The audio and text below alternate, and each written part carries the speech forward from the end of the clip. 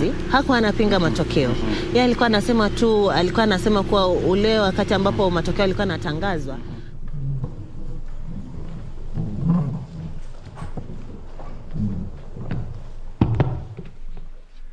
Good morning, ladies and gentlemen. Welcome to the Supreme Court of Kenya for the hearing of Presidential Election Petition number 5 of 2022, as consolidated the petitions number 1, 2, 3, 4, 7, and 8 of 2022, the Honorable Laila Amolo Odinga and 7 others versus the Honorable William Luto and others. The Ready Chief Justice will preside.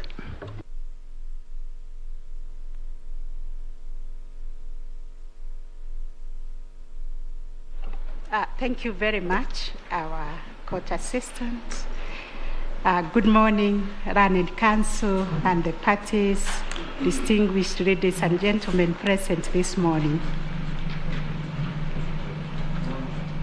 We finalized the pretrial issues this morning, and on behalf of the 7 justices of the Supreme Court, we welcome you to this morning's proceedings. We have a tight schedule. Therefore, without much ado, we will ask the petitioner to start their case. But we will take the appearances. The quorum sheet, I believe, has been filled, but we can take the appearances.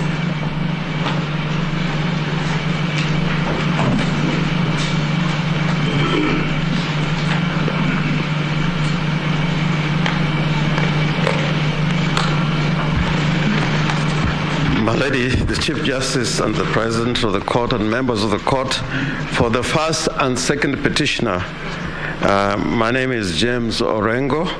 I appear with my learned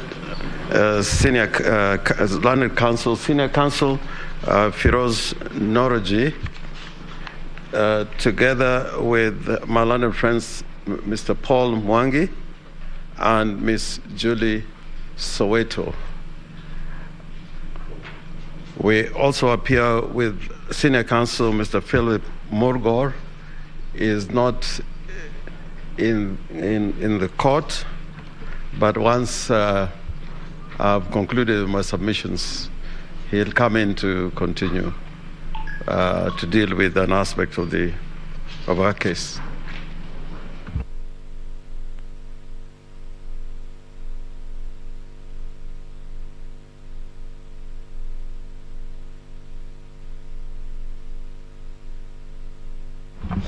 May it please Your Ladyship, Chief Justice, Your Ladyships, my lords, for the first and second respondents, the appearance is as follows.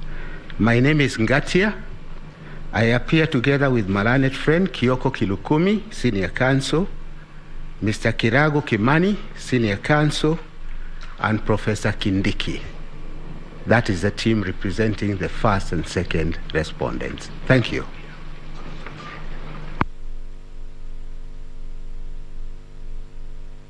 Madam Chief Justice and the Honorable Judges of this court, my name is Githu Muigai. I appear for IEBC and the second and Mr. Wafula Chebukati. Jointly, I lead that team. The team for IEBC is Eric Gumbo, George Murugu, Dr. Willie Mutumbwa, Mr. Wekesa Simiu, Mr. Wambua Kilonzo, Mr. Moni Mokele, Mr. Mwangi Kibicho, Mr. Peter Wanyama, Miss Maggie Ngetich, Mr. Emmanuel Wetangula, and Miss Mase Mwinzi.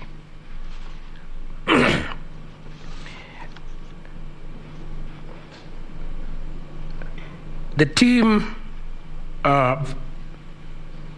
for Mr. Wafula Chebukati is Abdikadir Mohammed, Senior Counsel, Kamau Karori, Senior Counsel, Michael Mushemi, Mr. Tito Tiego, George Gilbert, Collins Bush, Herman Omiti, Nancy Kangede, Moses Kipkogei, Innocent Muganda, and Mahat Jomen. Thank you very much.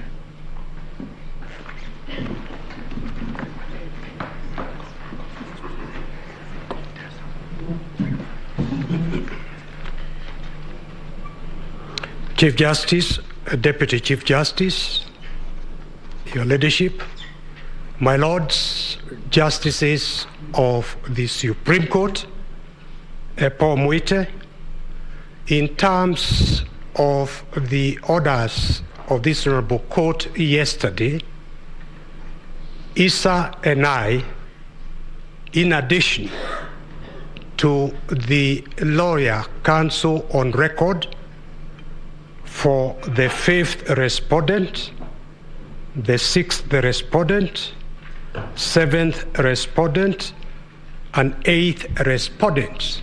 In summary, the 4 commissioners, in addition to the respective counsel appearing for them, we've agreed in terms of the orders of this court that Issa and I will act collectively for the 4 commissioners whose views need to be heard. I need to add, for the sake of clarity, that we are not asking for any extra time. We will address this Honorable Court on behalf of those 4 commissioners by sharing time with the individual counsel for each of the commissioners. I thank you.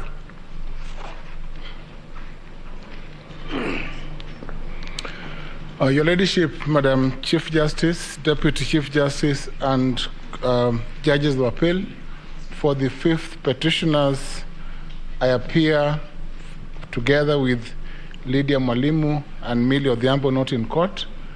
Okiya Omtata will appear in person. I think that is in order. My name is Professor Tom Ojenda, Senior Counsel, just for record so that I don't come back.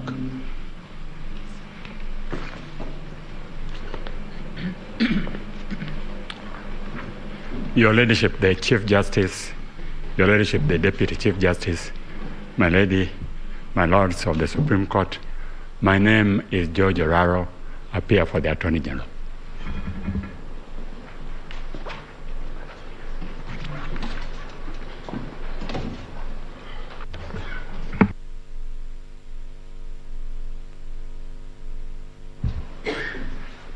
Madam Chief Justice, Madam Deputy Chief Justice, judges of the Supreme Court, my name is John Mohammed. I appear with Mrs. Wambugu for the 2nd petitioner when you had consolidated the cases yesterday.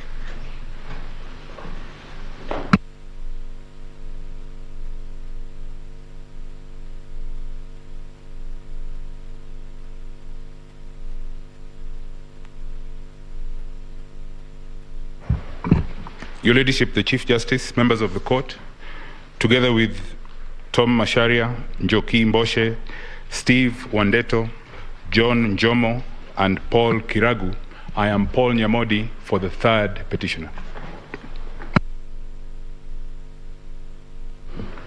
You may please, my Lady Chief Justice, Deputy Chief Justice, my Lady Justice Njoki Ndogo, and my Lords, I'm Mutieno Willis. I do appear together with Mr. Nelson Osiemo, Ms. Caroline Kituku, Ms. Lea Chanimbanga, and Mr. Victor Oduol for the 4th petitioner.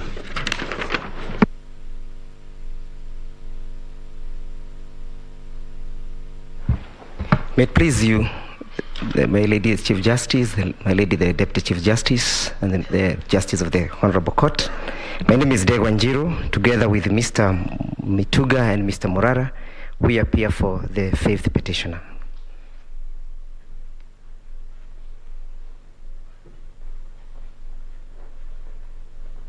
My Lady, my name is Ochiel Dudley for the International Commission of Jurists as Amicus Curiae, the 2nd amicus. I appear alongside Mr. Isaac Okero and Ms. Anne Ngige. Thank you.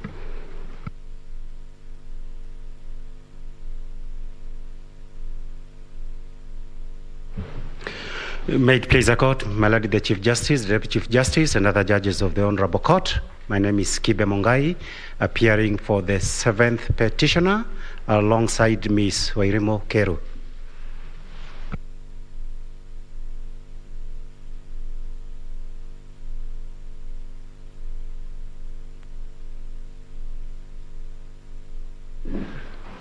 Honorable Chief Justice, good morning. Members of the court,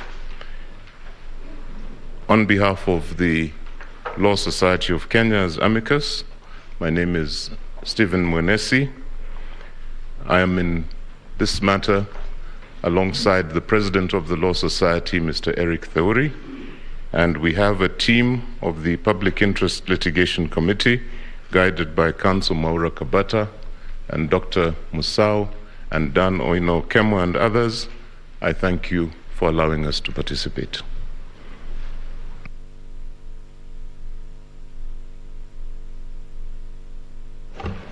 Thank you very much. We have taken the appearances. We will straight away go to the petitioner's case.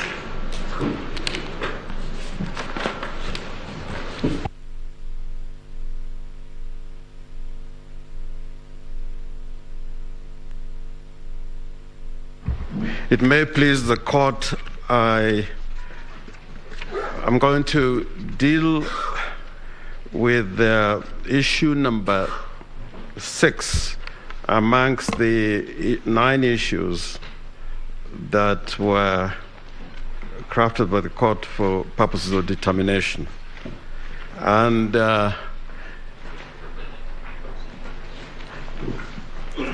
yes. And my learned friends, Mr. Firoz Norji, will deal with the issues captured in number 8 and 9.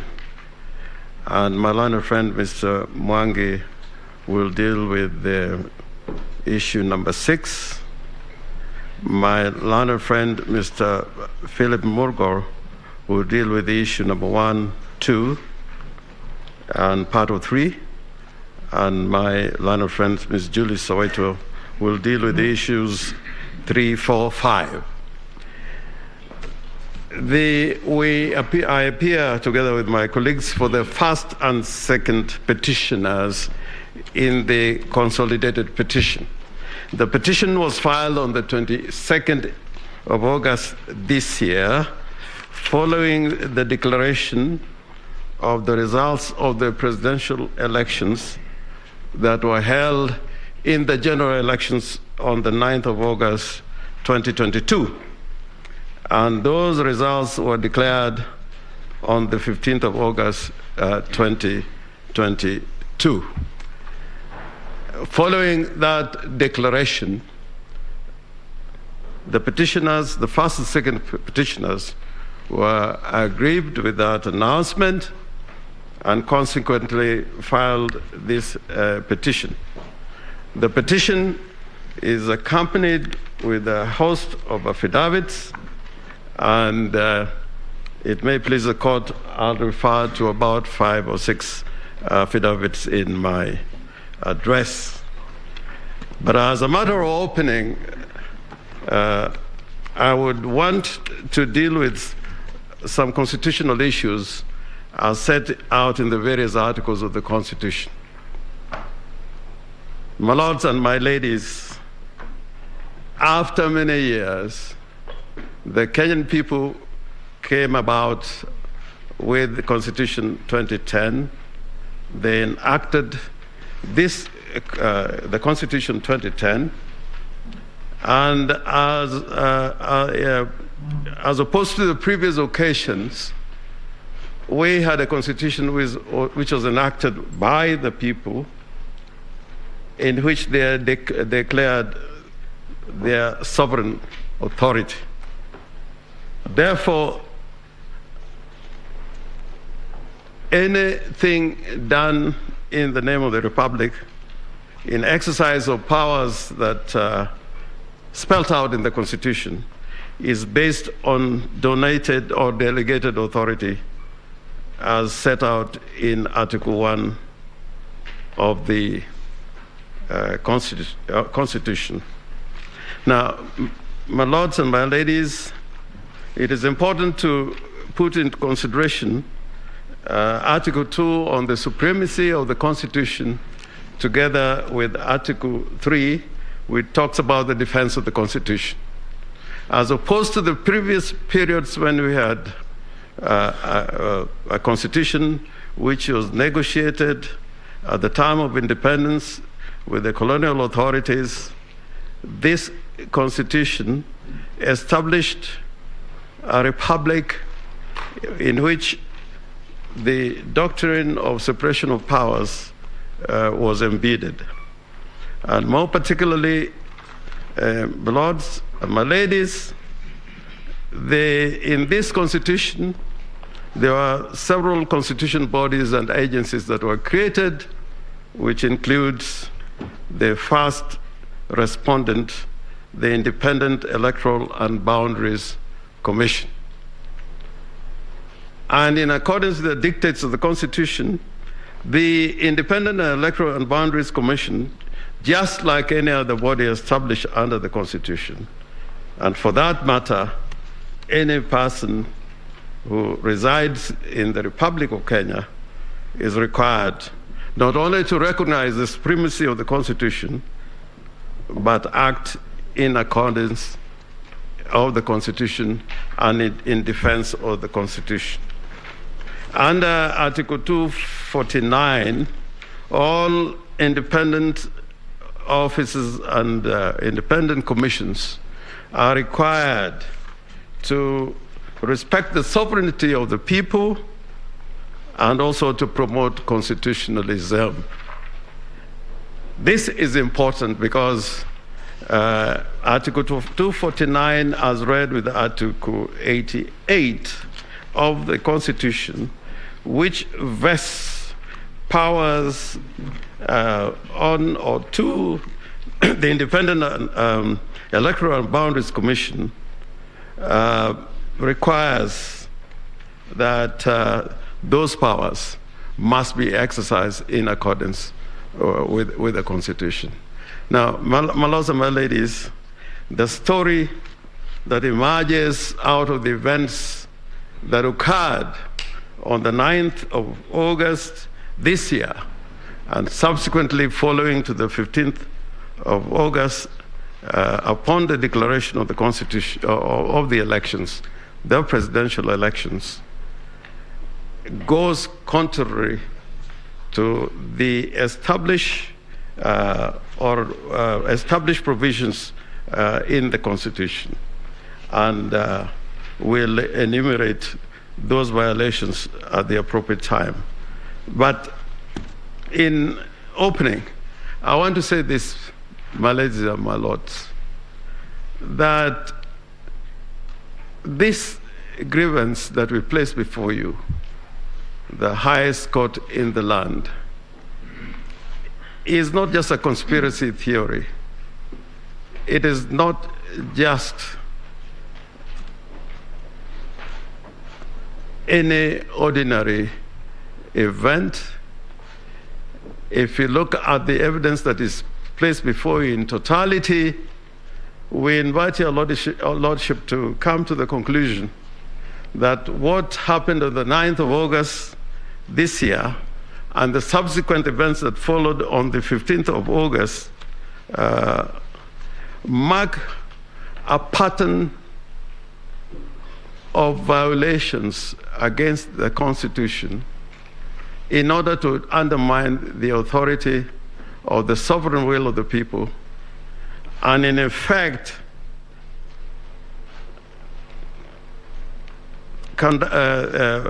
preside, that is the commission, preside over an election that in effect did not represent the will of the people of Kenya.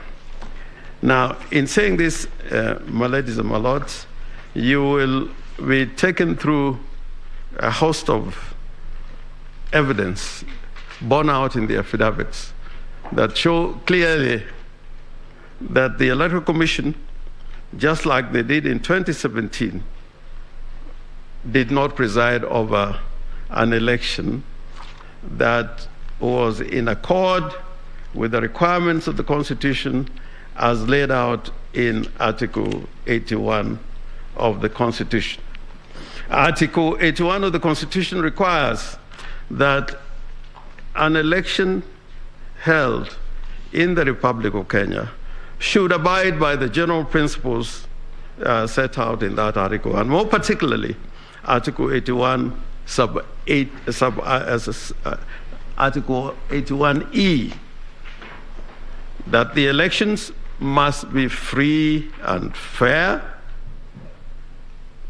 and Roman 4, the elections must be transparent, and Roman 5 of that article, that the election should be administered in an impartial, neutral, efficient, accurate, and accountable manner. My lords and my ladies, I want to emphasize the words accurate and accountable manner. And those provisions in Article 81 read together with Article 86, which requires that at every election, the Independent Electoral Commission shall ensure that whatever voting method that is used, the system is simple, accurate, again, the word accurate, verifiable, secure, accountable, and transparent. And more importantly, that the votes cast are counted, tabulated, and the results announced promptly, and that is at the polling stations. My lords, you would notice that as we appear before you today, we have something that has never happened in this country, that you have a commission that is divided right in the middle.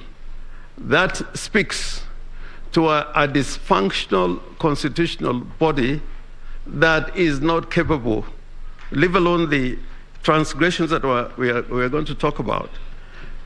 But we are talking about an electoral commission that is dysfunctional and cannot be able to preside over an election that would give it the stamp of legality and legitimacy as spelled out in the Constitution. And I think that is a matter that this court should not disregard. And we'll come to that a little later in our address. Indeed, the Tower of Babel has been brought down by the appearance of two factions within the Commission before your lordships and my ladies. And this, in event, has created a situation where no Kenyan can believe that the pronouncement of the first, of the ninth, I think the second respondent, Mr. William Samoei Ruto, as president-elect, came out of circumstances as envisioned in the Constitution of the Republic of Kenya. And your lordships, we would invite you, and my learned friends are going to address you on this point as to what really happened within the Commission. Now, coming to the subject matter that I'm going to address you on in the question of the issue number 7, that states that the declared president-elect, whether the declared president-elect attained 50% plus 1 vote of all the votes cast in accordance with Article 138, sub-Article 4 of the Constitution. We want to persuade you that the second respondent never attained that constitutional threshold.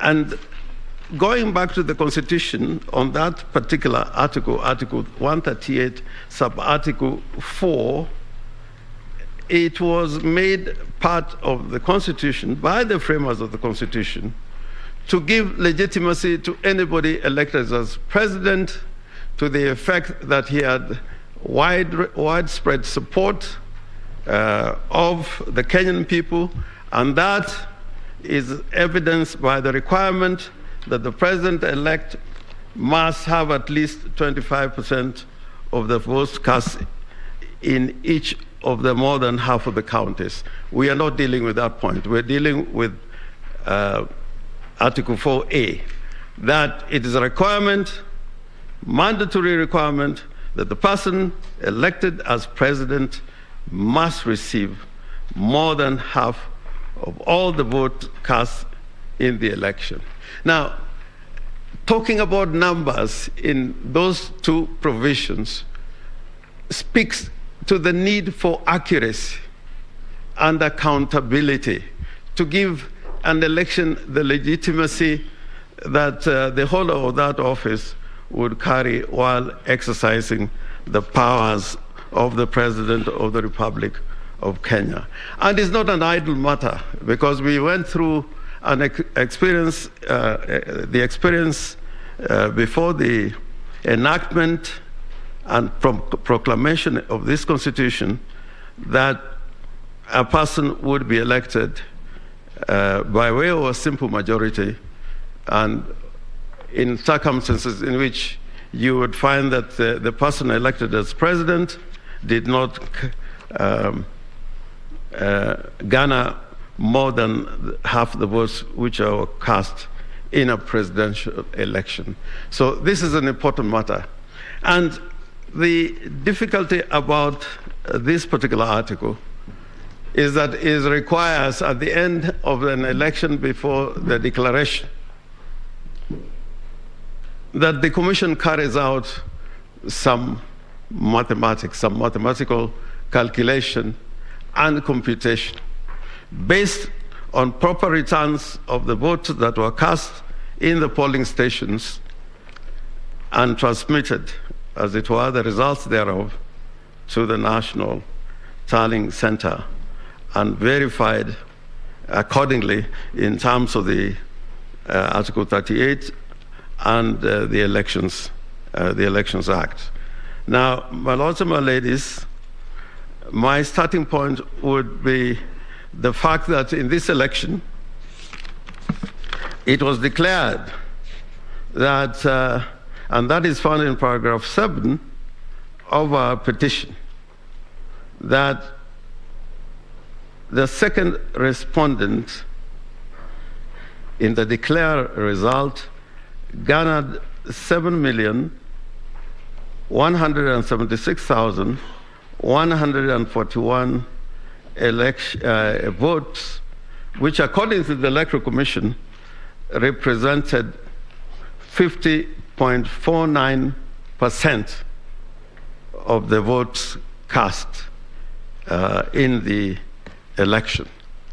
Now,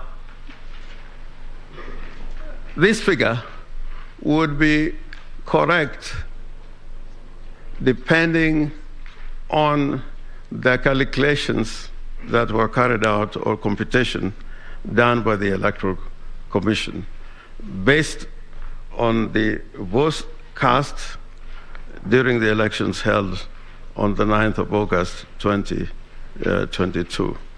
Now, the complaint on this in this particular regard is contained in paragraph 43 to paragraph 48 of the petition. And for purpose of clarity, with your permission, my lords and my ladies, I would want to read out those particular paragraphs of the petition so that I can properly put it in context. Paragraph 43 bars that the number of voters who turned out to vote in the general election held on the 9th of August 2022 remains indeterminate. The second respondent has been issuing contradictory figures on the voter turnout.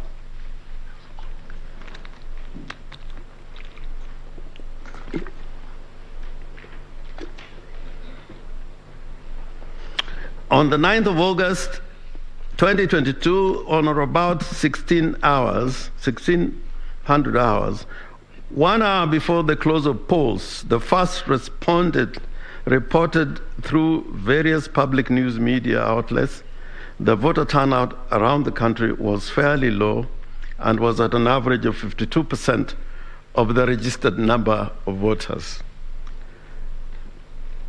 On 10th of August 2022, at or about 13 hours, in his first media briefing to the public following the close of polling, their second respondent announced that the total voter turnout in the general election as captured in the electronic voter identification kits, that is the KIM kits, was 65.4%, equivalent to 14,466,779 voters. Roman 3, the second respondent, however, indicated that he expected the above number to rise once the number of votes identified manually was taken into account.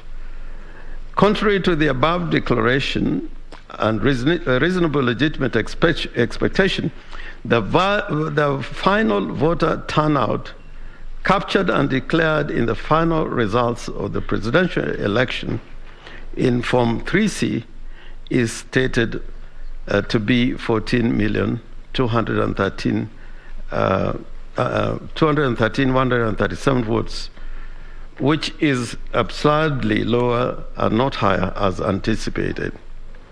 Notwithstanding, a computation using addition of the valid votes in figures for the presidential elections candidates in the aggregate results shows that the total number of valid votes is 14,213,027. Now, my ladies and my lords, the first point that is being made there, that if you look at the results as announced by the Electoral Commission and what is stated in Form C as the turnout of voters, and that is 14,213,137 votes. If you compute or add the number of votes cast for each candidate individually, that is the petitioner, the second respondent, and the two other candidates, that the figure that results is not the figure that was stated in Form 34C. The figure is 14,213,037. That is the first point. And this is important because as we proceed, we are going to demonstrate that the number of voters who took part in the elections and the number of votes cast in the election is indeterminate and is a moving target. It keeps on shifting. And I invite your lordships and my ladies to look at the results as set out in Form 34C, and I equally invite the court to calculate the number of votes garnered by each of the presidential candidates. The figures do not agree at all. And therefore, the first point of reference, as it were, is that the computation of the figure 50 plus 1 was based on a wrong computation of the total votes cast as it were, and as proclaimed by the chairman of the Independent Elections and Boundaries Commission. Now, this may be a mathematical paradox or even a conundrum. The numbers of voters who turn out to vote as declared by the Independent Electoral and Boundaries Commission should be the same as the number of voters that are declared emanating from the Kim's kids, because the source of the number of voters that have cast their votes can be garnered in two ways: by looking at the numbers as recorded in the Kim kits, or at the end of the election exercise by computing the number of votes cast in the election. And my ladies and my lords, you would find that in this election, again, if you take the number of votes, or rather of the voter turnout, which was 65.4%, 65.4%, as against the number of registered voters in Kenya, that, my lords and my ladies, would give you the figure of those who turned out to vote. Because the percentage of the registered voters who are declared as having turned out to vote must be the same as the number of voters actually whose votes are counted as valid votes cast, and of course minus what are characterized as rejected votes. So, my lords, if you look at that particular point, and we're going to go through this one, you will find that the chairman of the Electoral Commission, in his announcement of the final results as borne out in Form 34C, and his announcement of the turnout of voters, which is recorded as at 65.4%, is at variance. And therefore, his calculation of the results based on the percentages cannot be correct. In this exercise, I invite you.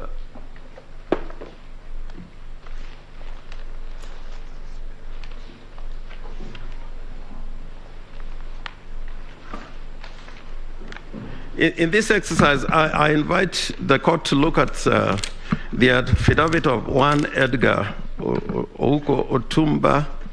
That affidavit is swore two affidavits, a supplementary affidavit, and the first affidavit, which he filed on the 22nd of August. And my lords, in that affidavit, he makes a case, and Mr. Otumba has got a doctorate degree in applied statistics from Maseno University, and indeed he did assist this court in the previous petition in 2017. And he talks to the difficulties,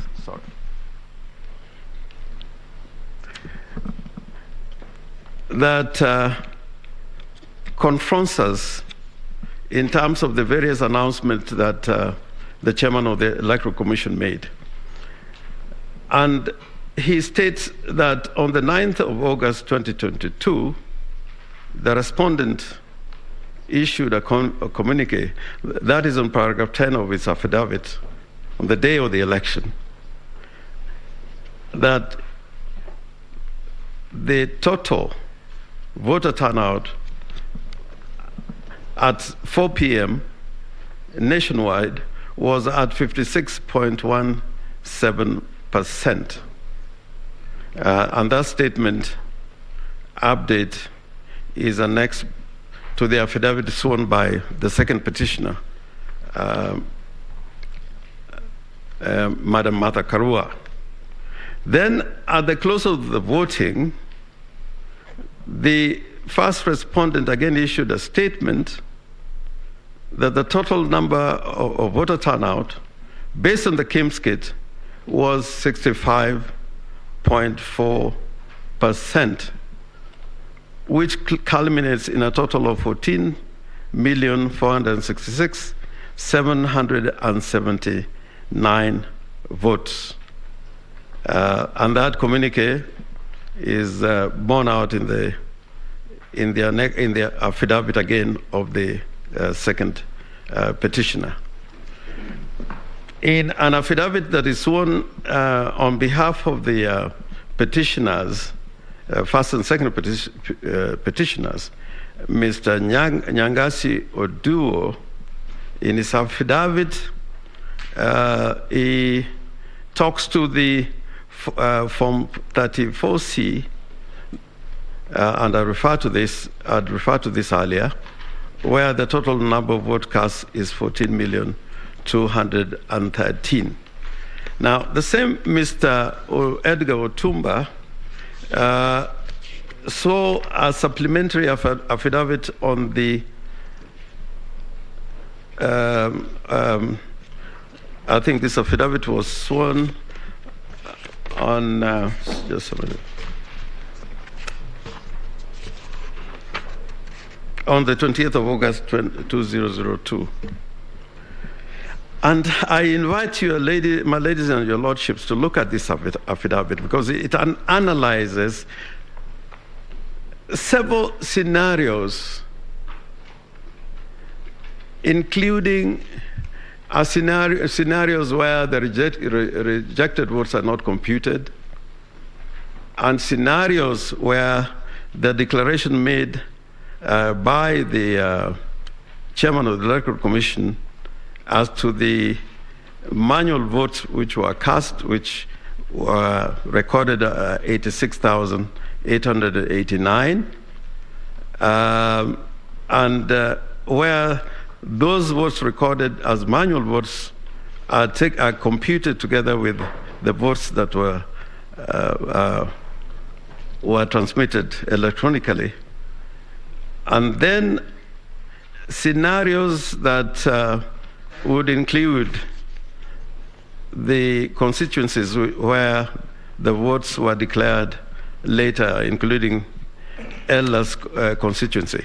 Now, the central point, and I want to make this point again, that the case that we are trying to make out is that if you look at the declaration made by the chairman as to the voter turnout,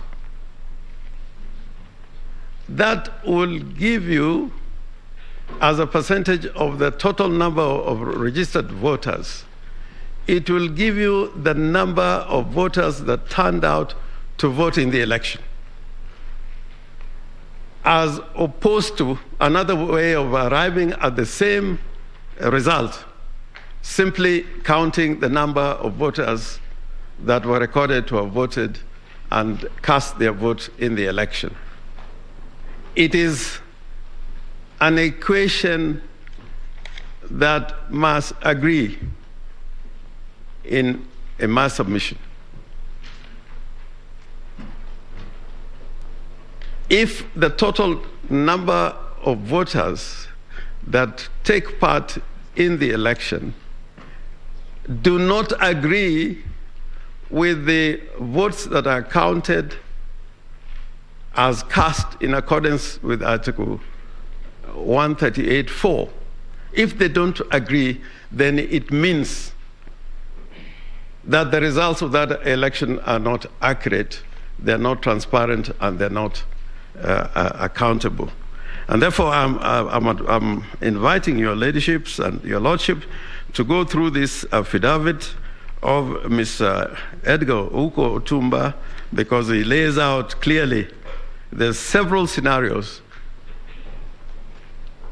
in which it is quite clear the second respondent, one William Samoei Ruto, could not have garnered 50% plus one of the vote cast in the election. And since all that is in our submissions and is in the two affidavits that are referred to, I invite your ladyship and your lordships to go through, and you find that it is indeed very compelling, the analysis given out by Dr. Edgar Otumba. Now, your ladyship and my lords, I'd also invite you to look at the affidavit of one Celestine Anyango Opio,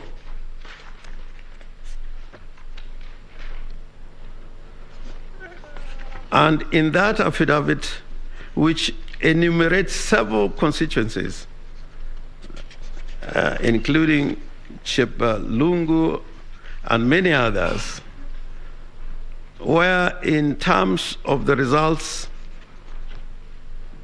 as transmitted to the public portal, there was a systematic deduction of the votes cast for the first petitioner, and the same number of votes that were deducted from the petitioner were added to the votes of the second respondent.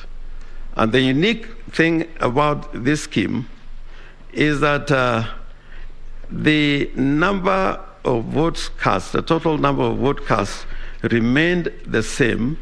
The difference only was to the extent that the same number of votes that was deducted from the petitioner were given to the second respondent. And I leave that to your lordships to look through when you retire, because the Form 34As in respect of those particular polling stations attached to the affidavit of Celestine Anyango Opio. There is also the affidavit, two affidavits from Arnold Ochieng Oginga, and this is particularly important because it contains discrepancies of the results in several areas, and in voter turnout in Form 334C and the KIMS kit. And all this, my ladies and my lords, taken in totality, would affect the results of the elections. In paragraph 16, up to the end, he goes out analyzing areas where there were discrepancies, and you would notice, my lords and my ladies, that in totality the discrepancies accounted for votes which are more than 140,000 votes. And in our submission, that has an impact on the result of the elections as declared. And I invite your lordships and my ladies to look at those particular analysis and annexures attached to the affidavit of Arnold Oginga.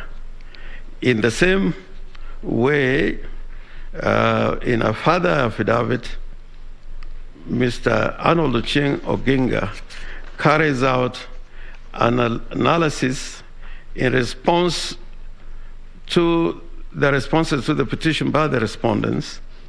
And my lords, again, you would notice the number of votes that were being manipulated in order to secure a result that would favor the second respondent. And we have attached the relevant documentation, the forms showing the results, Form 34As, 34Bs, those particular forms. And finally, the Form 34B, which is a collation of votes at the constituency tallying centers.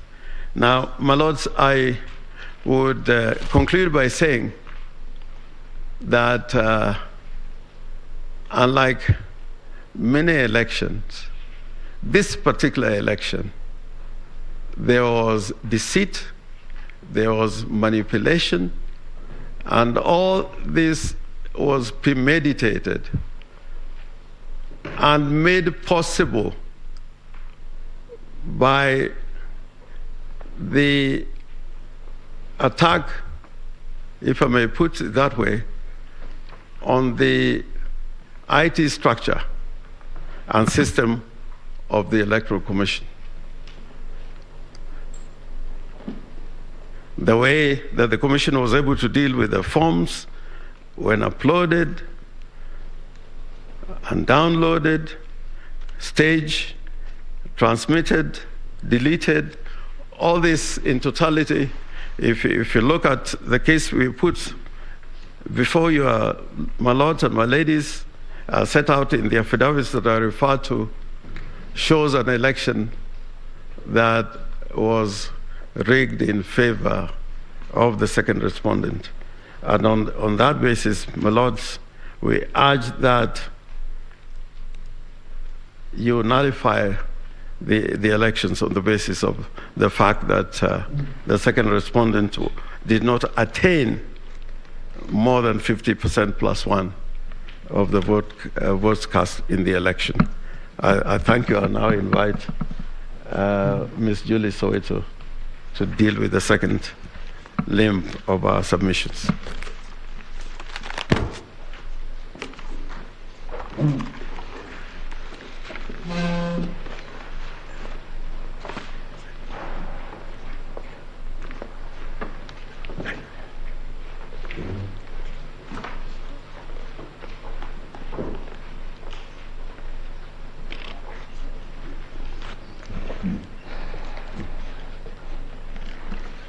Good morning, my ladies and my lords.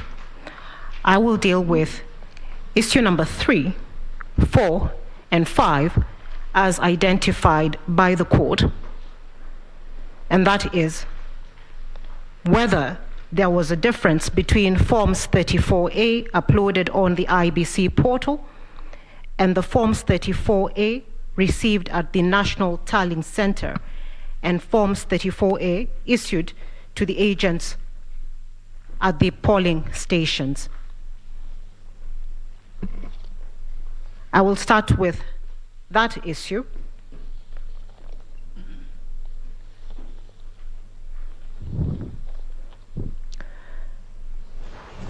My ladies and my lords, the evidence that we supply for that issue is contained.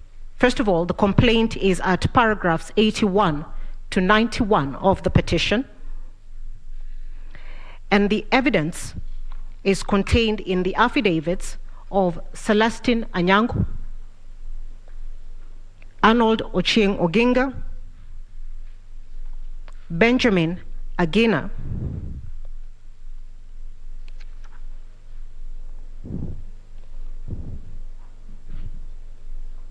and Benson Wesonga. My lady, in Celestine Anyango's affidavit, the complaint is made that in 41 forms from the polling stations that she looked at, the Forms 34A received by the petitioner's agents vis-a-vis the Forms 34A uploaded in the IEBC portal and those brought to the tallying center are different. The sampled forms were from Bomet Kiambu, and Kakamega counties. The evidence is at page 18 to 106 of the affidavit of Celestine Anyango.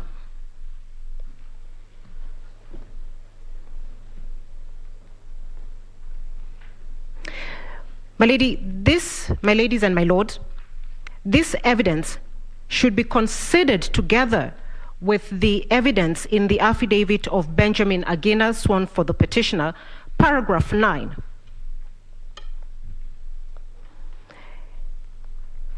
Which deals with the Forms 34A that the IEBC had stated it would procure, and the features in those forms that should have been used in the election.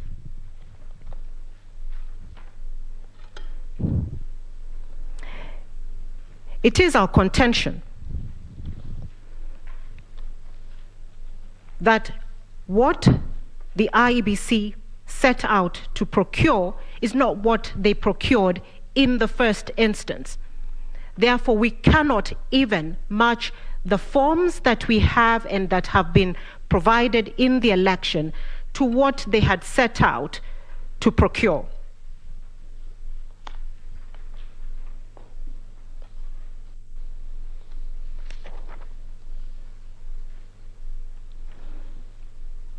We have stated in paragraph 110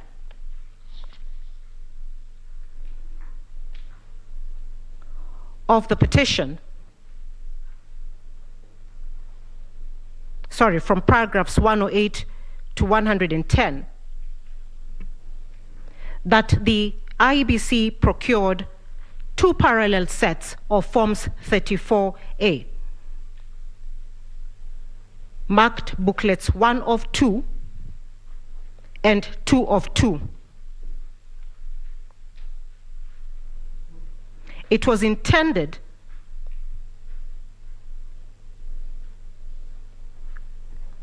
that only booklet 1 of 2 would be used at the polling station, while booklet 2 of 2 was to be placed in a tamper-proof envelope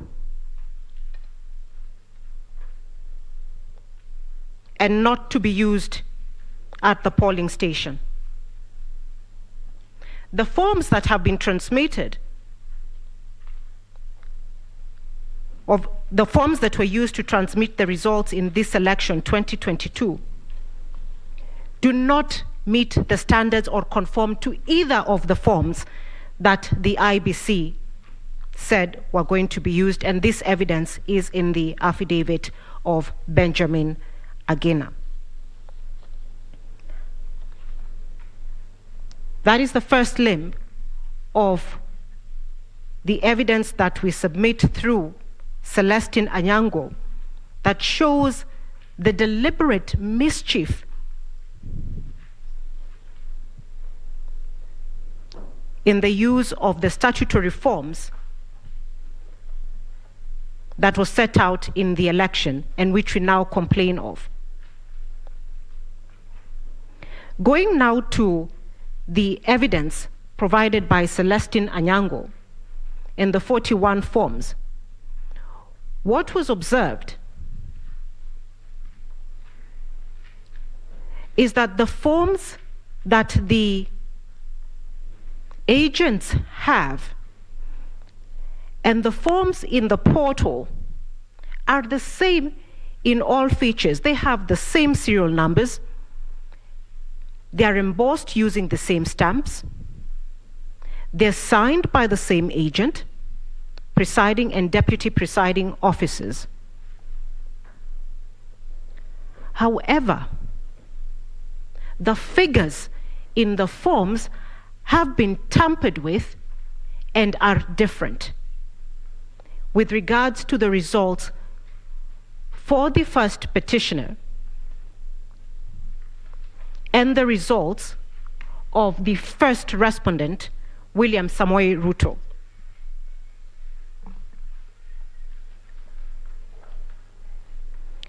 It is in the forms, or the sample of forms, the 41 sample of forms exhibited by Celestine Anyango, that votes have been reduced from the first petitioner and added to the first respondent. We have calculated the total number of votes reduced from the first petitioner and added to the first respondent, and they add up to 2,793 votes.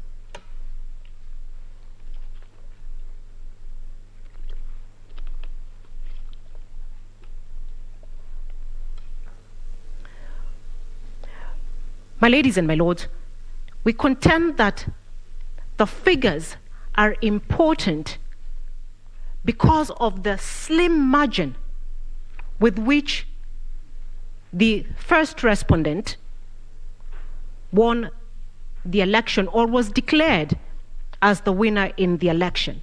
And the court, we asked the court to keep a note on that.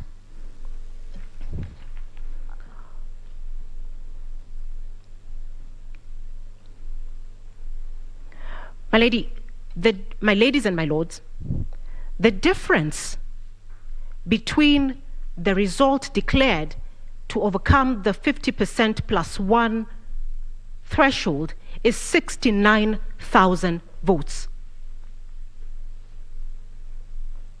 0.49%,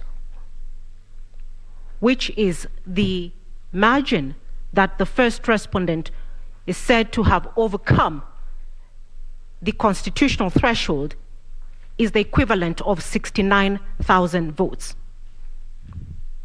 And therefore, when we look at the results and the numbers that we will show have been tampered with, either reduced or removed from the first petitioner's votes, we will show that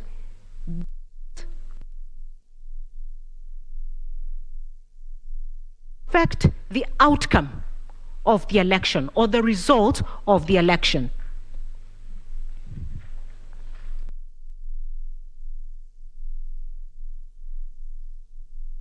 We have already shown that there is 2,793 votes removed from the first petitioner to the first respondent. There is also from Kakamega County the example where votes would be deducted from the first petitioner, but not added to any particular candidate.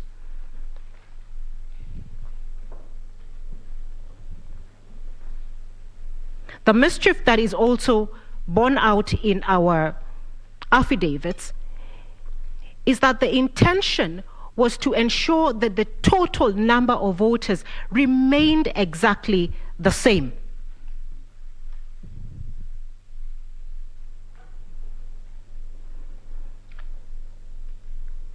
So, for example,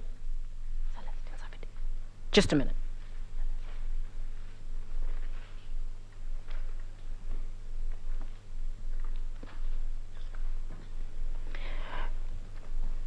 I beg your pardon.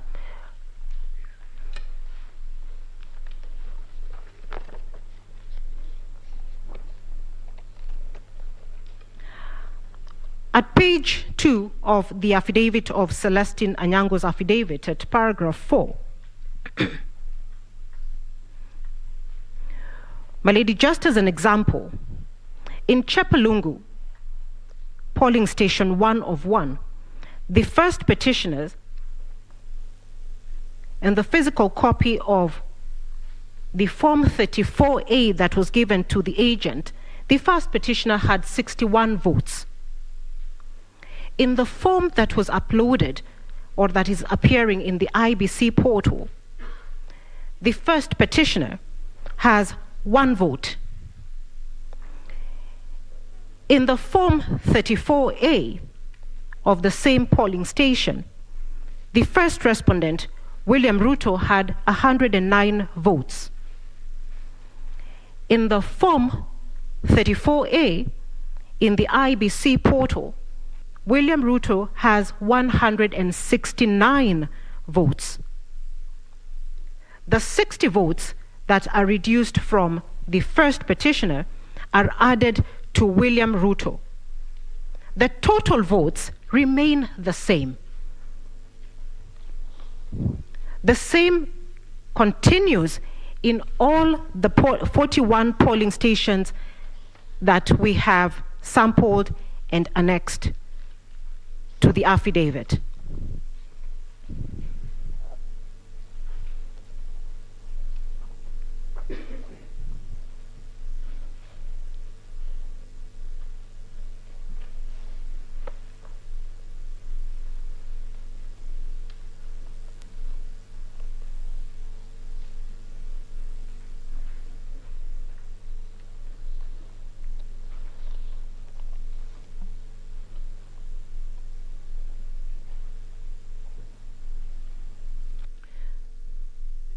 Similar to that issue is the evidence sworn by, in the affidavit sworn by Arnold Oginga at page 4 to 13,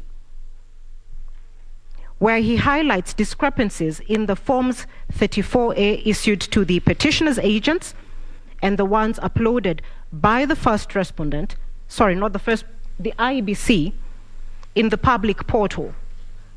Arnold Oginga sampled polling stations, 25 polling stations in Baringo, 15 polling stations in Nairobi, and he finds the same results as Celestine Onyango, where a total of 1,570 votes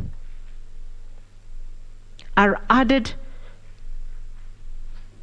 to the votes of the first respondent, William Samoei Ruto, that are not borne out by the original Forms 34A issued to the agents.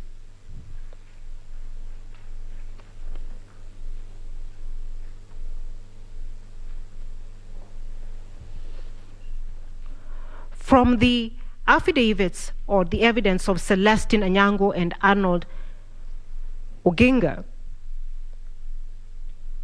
we conclude or find that the total number of votes deducted from the first petitioner and added to the first respondent is 4,463 votes.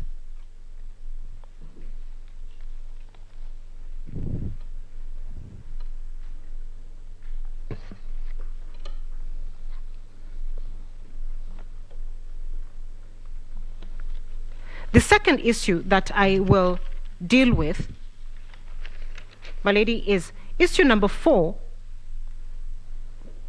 which is whether the postponement of the gubernatorial elections in Kakamega and Mombasa counties, parliamentary elections in Kitui Rural, Kachaliba, Rongai, and Pokot South constituencies, and the electoral wards in Nyaki West in North Imenti constituency and Kwanjenga in Embakasi South constituency resulted in voter suppression to the detriment of the petitioners in petition number E005 of 2022. The evidence that we rely upon for this is also in the affidavit of Celestine Onyango, Arnold Oginga, and the affidavit of Ezra Sunguti, who was an agent of the petitioners in petition number E005 of 2022.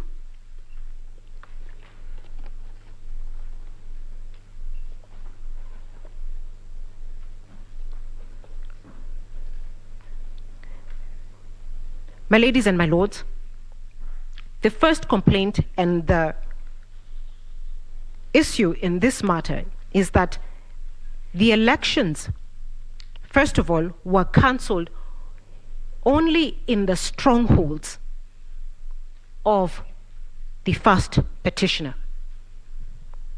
That is the consistent theme with all the counties or constituencies where the elections were cancelled. Therefore, as the election started, the first petitioner did not start equally with the first respondent.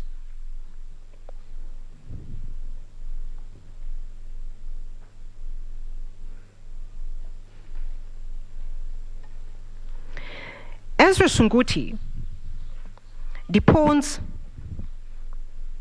in his affidavit that polling stations did not open at the stations where he was manning as late as 1 p.m. due to failure of KIMS kits. One of the questions that we want to ask, because consistently the KIMS kits appear to have failed in the same region, in the strongholds of the first petitioner. It cannot be coincidental that only faulty KIMS kits were sent to the petitioner's strongholds. Ezra Sunguti also testifies in his affidavit that polling started at 2 p.m. and was not extended beyond 6 p.m. despite starting 6 hours later than when the polls were supposed to open. The effects of this: one, the time was not compensated. Two, by the time polling was starting, voters had left. The disabled, the elderly,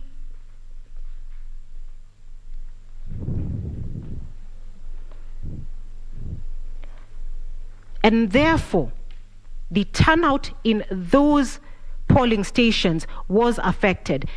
This particular evidence has not been controverted by the respondents.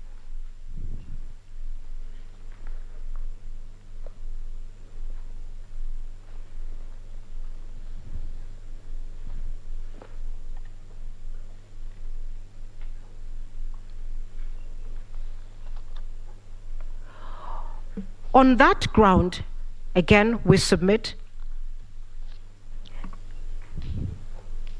that the cancellation of the vote in those particular areas suppressed the voter turnout, and this can be seen by looking at the voter turnout in those constituencies as compared to the voter turnout in neighboring counties or neighboring constituencies. We find that there is a vote differential of about 4% or 5% when you compare the turnout in the areas where the election was cancelled and areas where the election was not cancelled.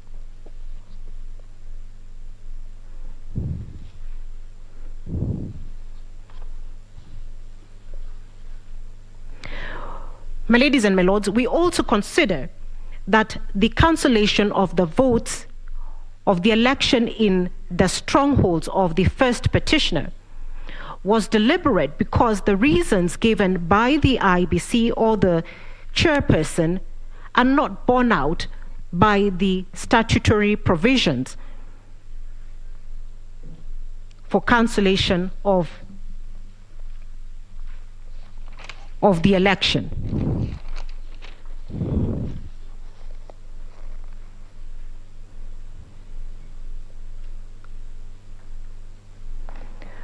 We have also sought to corroborate this evidence with the evidence provided by Irene Masit, who is a commissioner,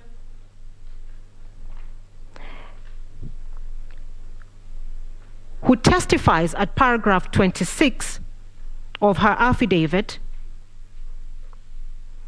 that the reason why the votes or the election was cancelled in those areas was because the commission procured the wrong ballot papers. This is a mistake that Irene Massit, a commissioner... May I, please, may I, with your very kind permission, Chief Justice, draw the attention of the court that there may be on record more than one affidavit by Ms. Massit, to the extent that the affidavit that my learned colleague refers to is an affidavit filed by the petitioner. We have no objection. However, to the extent that that is an affidavit filed in the documents by Issa Mansour, whose documents our understanding of yesterday's ruling is, were struck out by the court alongside his notice of appearance, then there ought not to be a reference to that affidavit. Yes, I think counsel clarify the affidavit she is referring to. I will clarify to that.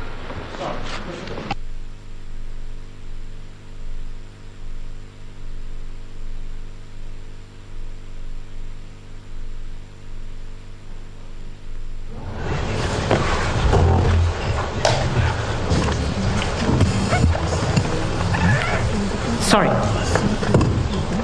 My lady, I hope the time will be restored to me. My learned senior.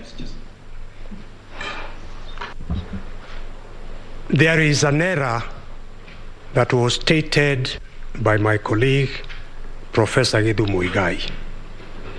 The ruling by this honorable court struck out the notice of appointment of Advocate Baisa, not anything else. That is what I heard with my own ears.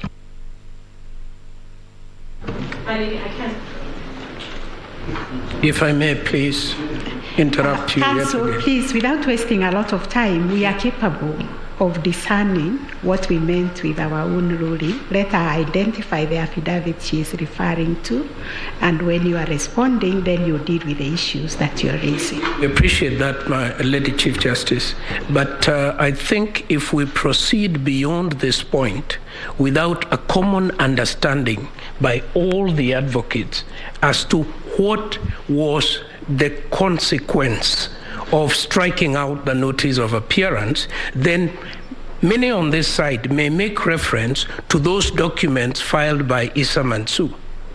To my own understanding of the law, once the notice of appointment was struck out, all consequential filings based on that were null and void and expunged from the record. Proceed.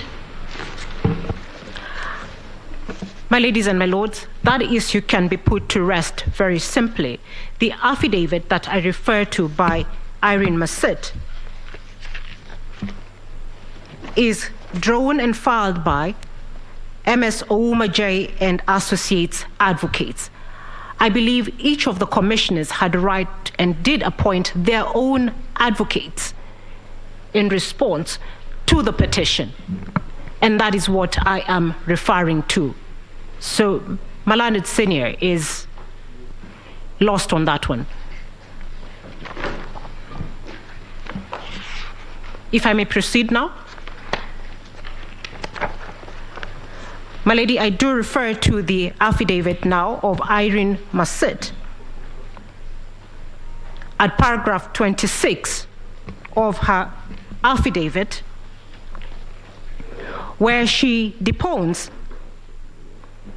that the chairperson and the commission secretary and the CEO failed to ensure that due diligence was done on procurement, proofreading, and printing of ballot papers, which is also a process that takes place prior to the general elections, and which in turn affected the elections in the areas that we complain the election was cancelled. She lists it, and for time, I will not refer to them. The averment is that the error on which the IEBC relies upon, or the chairperson relies upon, that led to the cancellation of the result was one of willful neglect.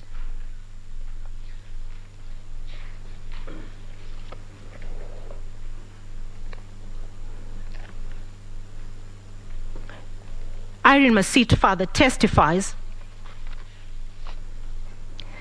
that there was no meeting as was required to be before the procurement was done, or verification to ensure that they proofread what they had procured. And she also testifies that in practice in 2017, this had been done before to ensure that this mistake does not occur.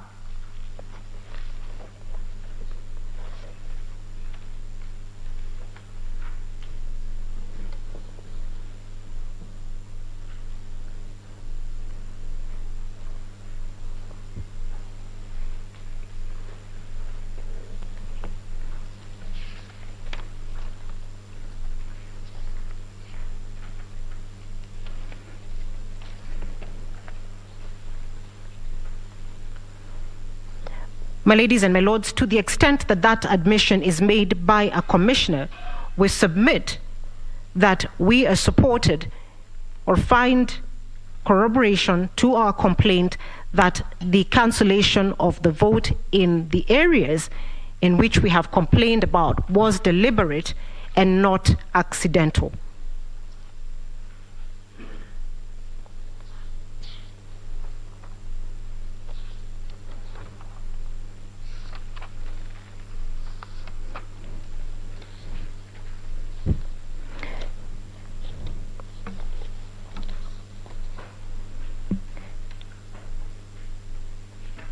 The fifth issue that I deal with was whether there were unexplainable discrepancies between the votes cast for the presidential candidates and other elective positions.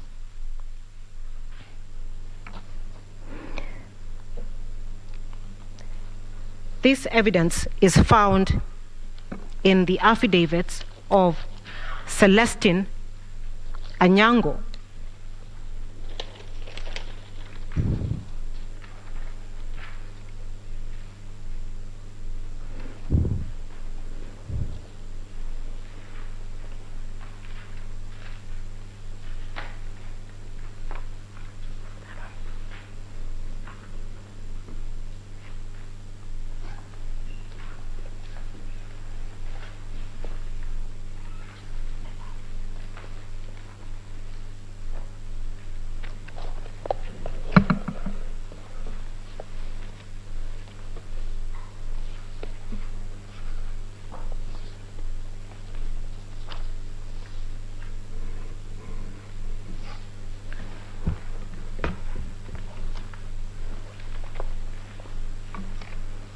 I beg your pardon.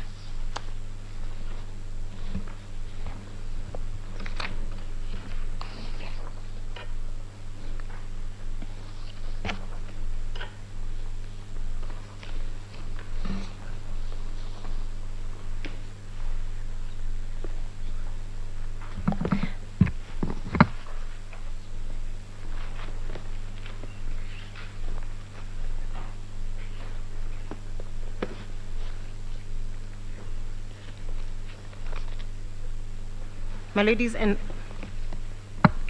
ladies and my lords, the evidence is found in the affidavit of Celestine Anyango,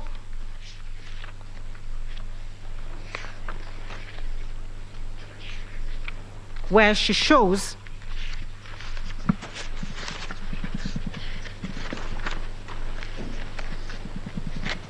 at paragraph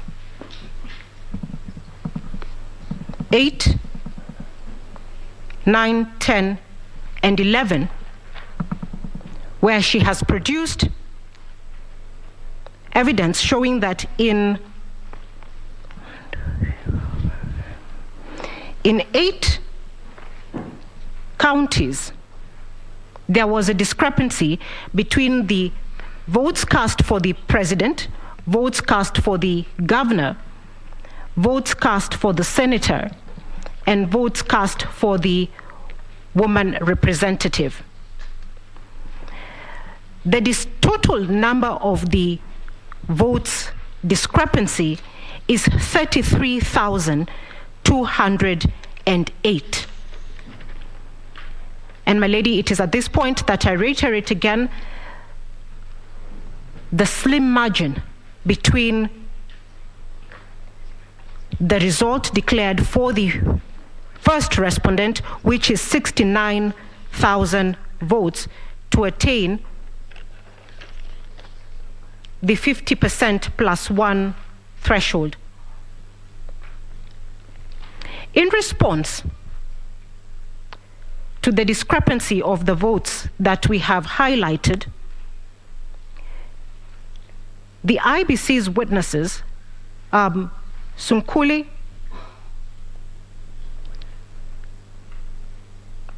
Moses Ledama Sunkuli, I believe, states that those discrepancies are accounted for by prison votes.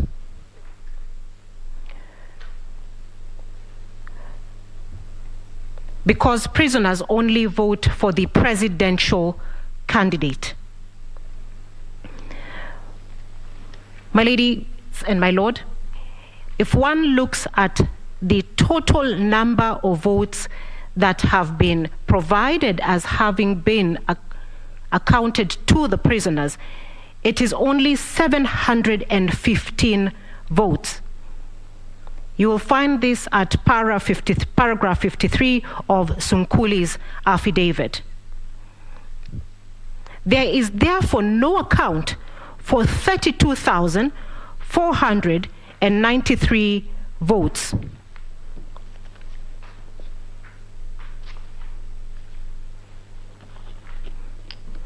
On that issue alone, we would like the court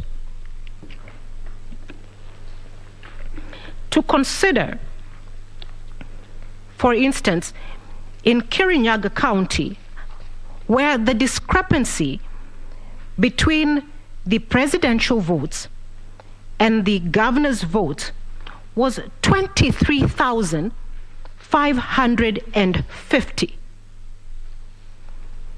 which the only answer given by the respondents is that these were stray ballots. My ladies and my lords, a rough calculation of what is given as stray ballot for Kirinyaga County alone yields 33 stray ballots per polling station on average in Kirinyaga County, which we submit is not possible.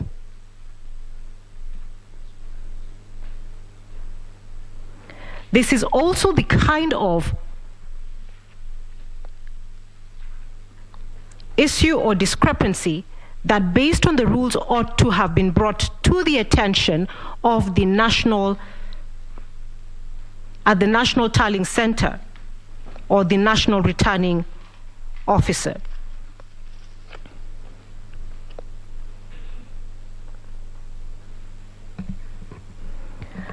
We rely also upon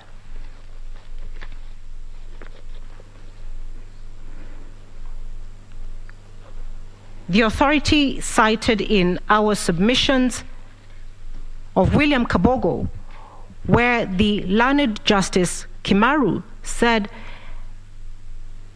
a difference of over 5,000 votes between the parliamentary position and the presidential can only be as a result of fraud.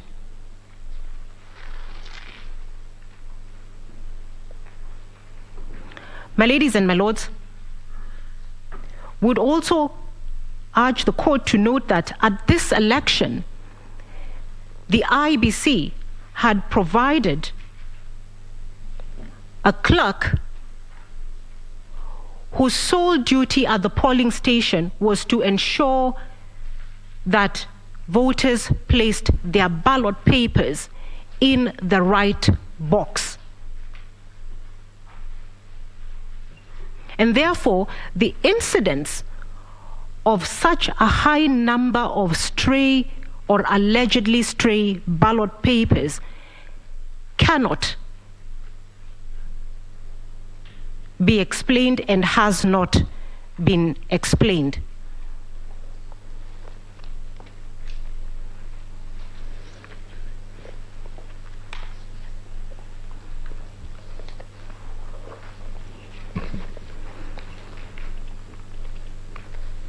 Finally,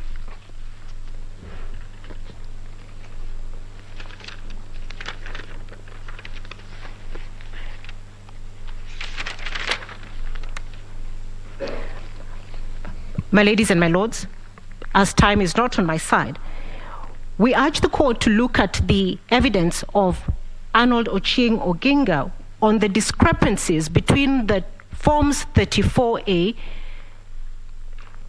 or the results declared in Forms 34A, Forms 34B, and Forms 34C.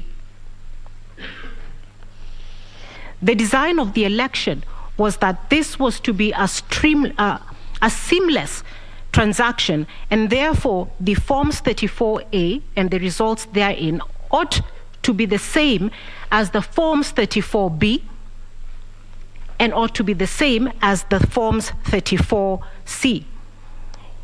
In his affidavit, Arnold Ochieng Oginga finds that there is a discrepancy in the results to the extent of over 180,000 votes.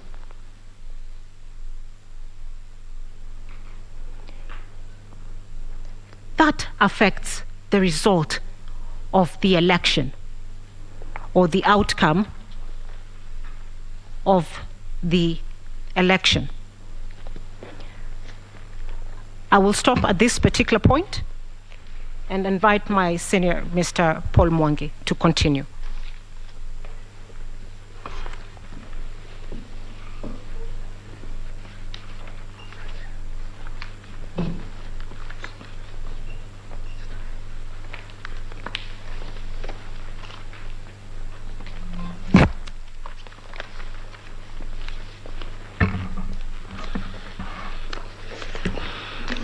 Madam Chief Justice, Madam Deputy Chief Justice, my lords, my ladies,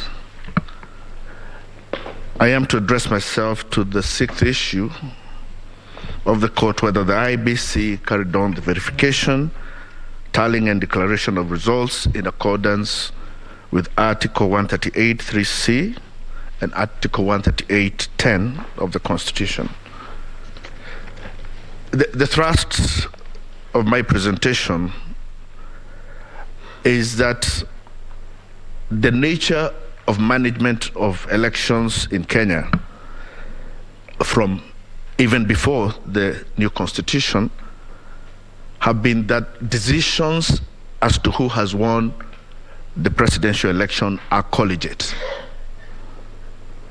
and that the collegiate nature of the decision as to who is the winner of a presidential election goes down to the description of what is a free and fair election under Article 81. And in Article 81E, the Constitution describes a free and fair election as an election, E3, conducted by an independent body, 4, transparent, and 5, administered in an impartial, neutral, efficient, accurate, and accountable manner. And it is my submission that this goes not to just what the Constitution says, but what Kenyans have practiced and what they have come to expect whenever bodies are making decisions. Possibly more than any other body, the judiciary has been able to show Kenya the nature of collegiate decision making. We have had live court sessions from the High Court to the Court of Appeal to the Supreme Court. Kenyans have seen often the presiding judge, in this case even the Chief Justice, consult even sometimes openly with other judges before the court arrives at a decision on even very small things. And we have even had situations when a decision becomes grave. We have seen judges retire to go so that they come back with a collegiate decision. So that is what Kenyans have come to expect, and that is also what Kenyans expect even from the Independent Electoral and Boundaries Commission. First, the nature, our commissions are made up of at least 3 members and at most 9. And if you look at the qualifications of all these members, they are all, whether it is the chairman or the members, largely have the same qualifications. They are all identified and recommended for appointment among the same criteria. They are all approved by the National Assembly. They are all appointed by the President. So there is no basis on which the chair of any commission can treat as subordinate members of that commission or treat them as if they have lesser qualifications or lesser competencies than him. They all enjoy the same security of tenure. They all enjoy the same security in their remuneration. And so they are all expected to execute very substantive mandates. My Lord, this question as to the mandates of commissioners came up in the case of Michael Kamau versus the Ethics and Anti-Corruption Commission, which is in our list of authorities, came up in the High Court and came up in the Court of Appeal. And the court, both courts were very categorical as to the fact that the constitutional mandate of a commission is borne by the commissioners. And in that case where a commission had attempted to reach a decision without commissioners, the court annulled that decision and said that that decision had to be made by commissioners. And in respect of the powers of a chairperson, again, the minor KI case all the way from the High Court to the Court of Appeal and to this court have made it clear that the chairperson is not the commission and that he has to act with the rest of the commission for him to deliver a proper constitutional decision. So that collegiate nature of the decision making in a commission is captured very well in Article 138(3)(c) and in Section 39(1)(c) of the Elections Act, which make it very clear that it is for the commission to tally and verify the results. And in Article 138(10) is only where the chairman is asked to declare the result of that decision. And our submission is that the requirement to declare does not give the chairman any power to tally, to verify, or even to reach a decision as to what he is going to declare. That part of the Constitution was first captured in Section 41 of our previous Constitution, in subsection 11, which had a proviso that provided any decision of the commission shall require the concurrence of a majority of its members. And that is why I say the collegiate nature of decision making at the Electoral Commission even precedes our new constitution. And at that time, there was an attempt, which I will submit is an attempt that has also been made this time by the chair of the Electoral Commission, to take away that collegiate nature of decision making at the Commission. And if you read the Kriegler report, which is also next to our list, it talks of an attempt at that time, or actually an actual creation at that time, of an office that was called the Supervisor of Elections. And the Supervisor of Elections was an executive office that was used to undermine the independence of the Electoral Commission of Kenya. And as we moved to the first multi-party elections, one of the first insistence that Kenyans had was that the Supervisor of Elections must be removed and that decision-making regarding elections must be taken back to the ECK. That was not even enough, because Kenya still felt then that Section 41 was still not clear enough. And in Act number 6 of 1992, which preceded the first multi-party elections, Kenyans insisted that the mandate of the Commission be made clearer, and we now promulgated Section 42A into the old Constitution. And Section 42A made it very clear that the Electoral Commission shall be responsible for directing, supervising presidential, national, and local government elections. So by the time we were coming to the new Constitution, we had already taken a position that decisions regarding presidential elections have to be collegiate.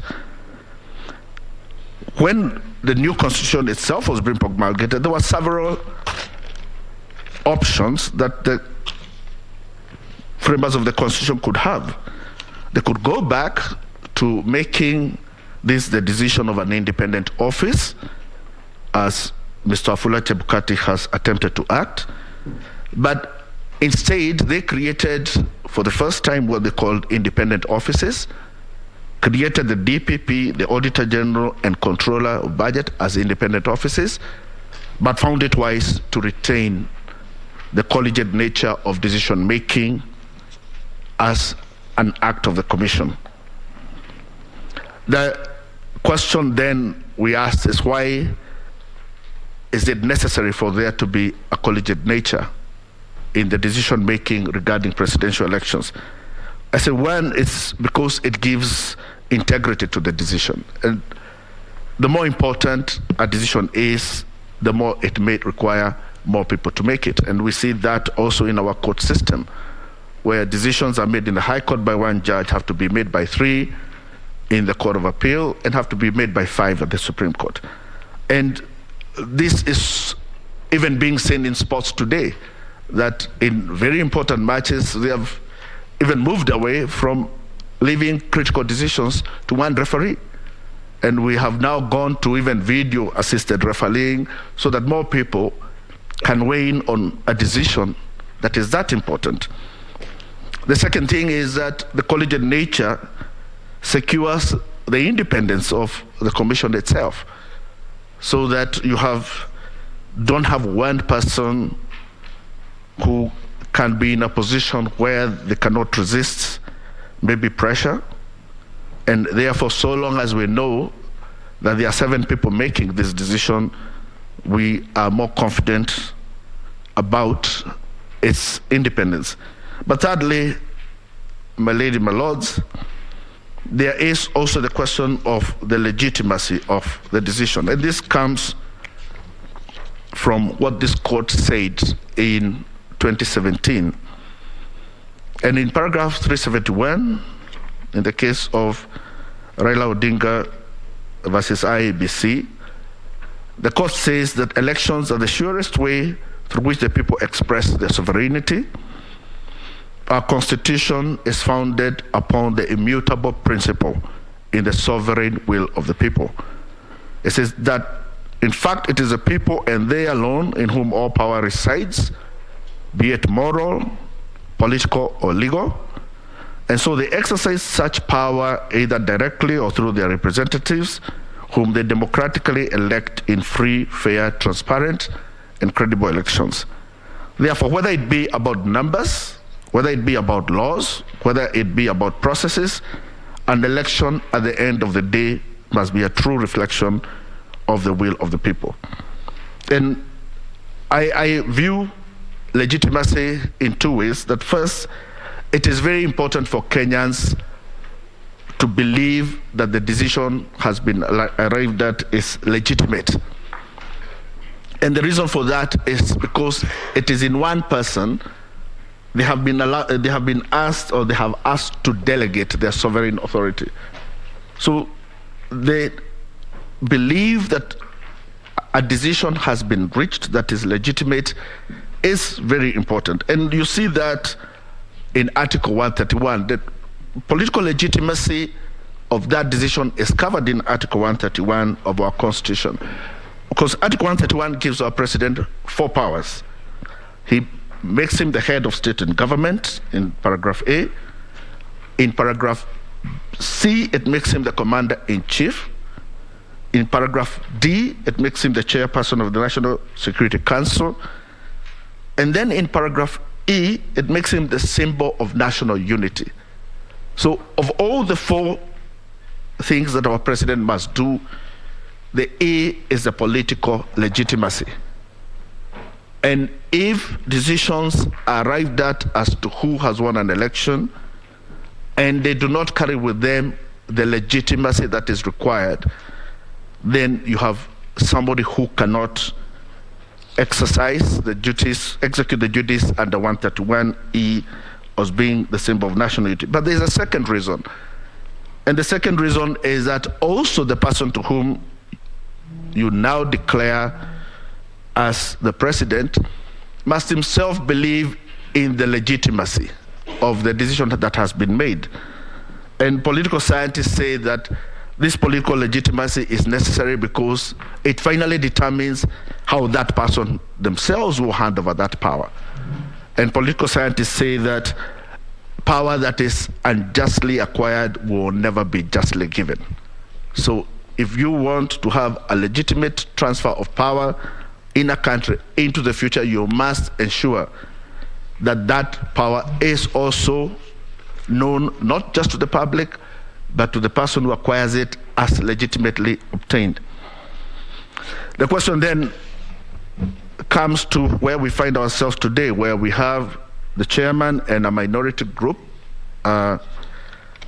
saying they carry the day in this decision, and we have 4 commissioners.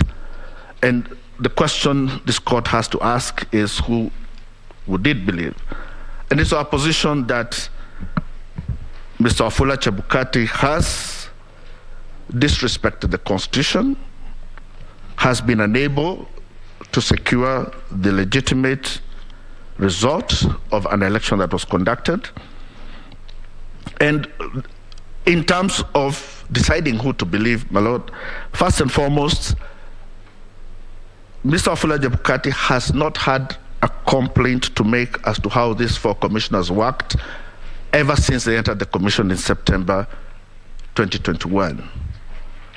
On the other hand, there are lists of complaints as to how he himself has conducted this election that start way back from 2017, that he bungled up the 2017 elections. We've captured in a petition that he has had 4 other commissioners resign on him previously. There's unilaterally printed ballots. He's unilaterally made decisions about use of registers. And in our both affidavits and petition, we have made a list of all the misconduct that he himself has executed. And the result of all that, you come to the conclusion that what the chairman has attempted to do is to install himself as a new age supervisor of election, totally emasculate the role of all other commissioners, and you now have a decision that is his, supported by a minority of the commission. And our argument is that that declaration is not a constitutional declaration. That declaration is unable to found the declaration that was supposed to be made under Article 131.8. And one of the most glaring things that comes also from that conduct is the issue of the 27 constituencies. And the ninth respondent knows the importance of that, because in paragraph 6 of his affidavit, he purports that those results were read. He purports that, in fact, that the disaffected commissioners announced those results. But the affidavit of Professor Goulier and the response of Chebukati themselves clearly say that those 27 constituencies were not verified and announced. And the reason for that, according to the 4 commissioners, is because he emasculated the role of the other commissioners and they never sat down as a commission. I will finish my presentation as to the unconstitutionality of that declaration with 2 examples. We have had previously a situation such as this in the Truth, Justice and Reconciliation Commission. I'll ask the court to take judicial notice of what had transpired as the commissioners fought with their chairman regarding what was the report of the commission. And it was very clear that the report of the commission had to be what was decided by the commissioners. But I will also leave this presentation with something closer home. In the past couple of years, there has been a dispute between the executive arm of this country and the judiciary regarding who makes the decision as who becomes a judge. And it has been the position of the national executive that the power to appoint comes with it with some form of power to decide. And this judiciary has been very clear all the way from the High Court to this court that the power to appoint in no way includes a power to decide on who becomes a judge. I say that for the same reason, the power given to the chairman of IEBC to declare the results of an election in no way gives him any power to decide what that result will be. And if we cannot be shown how the commission as a commission reached a decision or reached the decision that was pronounced by its chair on the 15th of August, then I implore this court to use the same reasoning and tell the chairman in the same voice that it has told the national executive that your power to declare does not give you any power to decide on what you declare. That is all, my lords.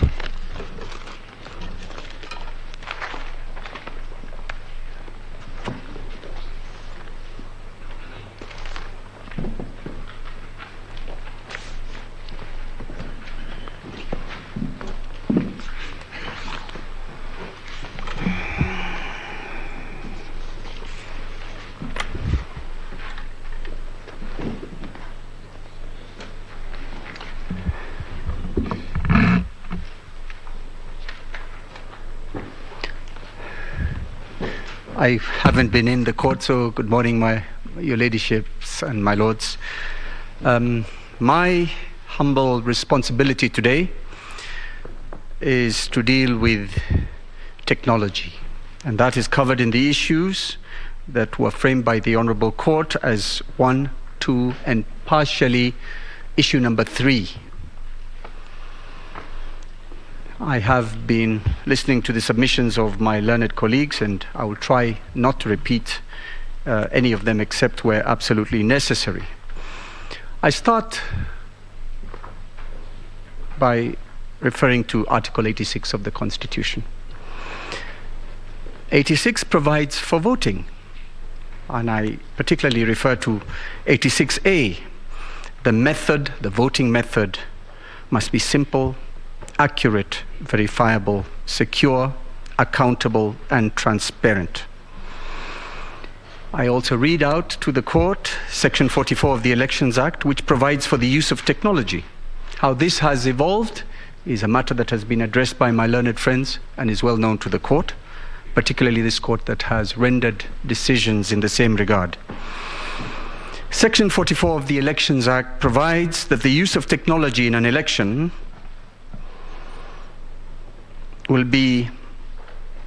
should be an integrated electronic electoral system that enables biometric voter registration, electronic voter identification, and electronic transmission of results. Section 39 of the Elections Act provides for the determination of the declaration of presidential results. And in this regard, it provides at 1C, for the purposes of a presidential election, the Commission shall A, electronically transmit and physically deliver the tabulated results of an election for the president from a polling station in the constituency tallying center and to the national tallying center. Regulation 14 of the Elections Technology Regulations 2017 provides as follows. Information security. The Commission shall put in place mechanisms to ensure data availability, accuracy, integrity, confidentiality, as set out in the first schedule. The court is aware of Raila Odinga and another versus IEBC 2017, where at paragraph 231, it provided and underscored the objective in the above laws. I will not belabor that. The technology envisaged by Section 44 of the Elections Act was intended to ensure an integrated and secure tallying and data transmission system which would allow computerized data entry tallying at constituencies, secure simultaneous transmission of individual polling stations, station level data to the national tallying center, and the integration of the results handling system in a progressive election result announcement system. Two words that bear emphasis there is simultaneous and progressive election result system.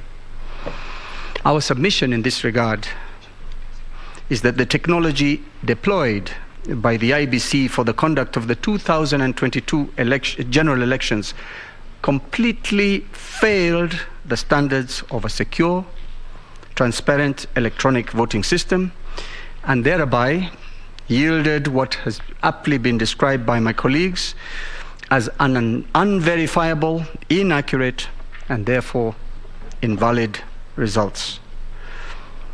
Our further submission in this regard is that the technology was so inherently corrupted, manipulated, and tainted that the results declared by Mr. Chebukati, the third respondent, cannot be in an objective case said to be representative of the true will of the Kenyan people, as we and as I will demonstrate in my further submissions. On the evidence, the components, principles that ought to have been met in order to meet the constitutional standard of a secure and transparent system are as follows. Confidentiality is the first one I propose to deal with. This requires that the information within the process, and I'm not talking about the public portal, talking about the back end, should have been accessed by only those legitimately authorized.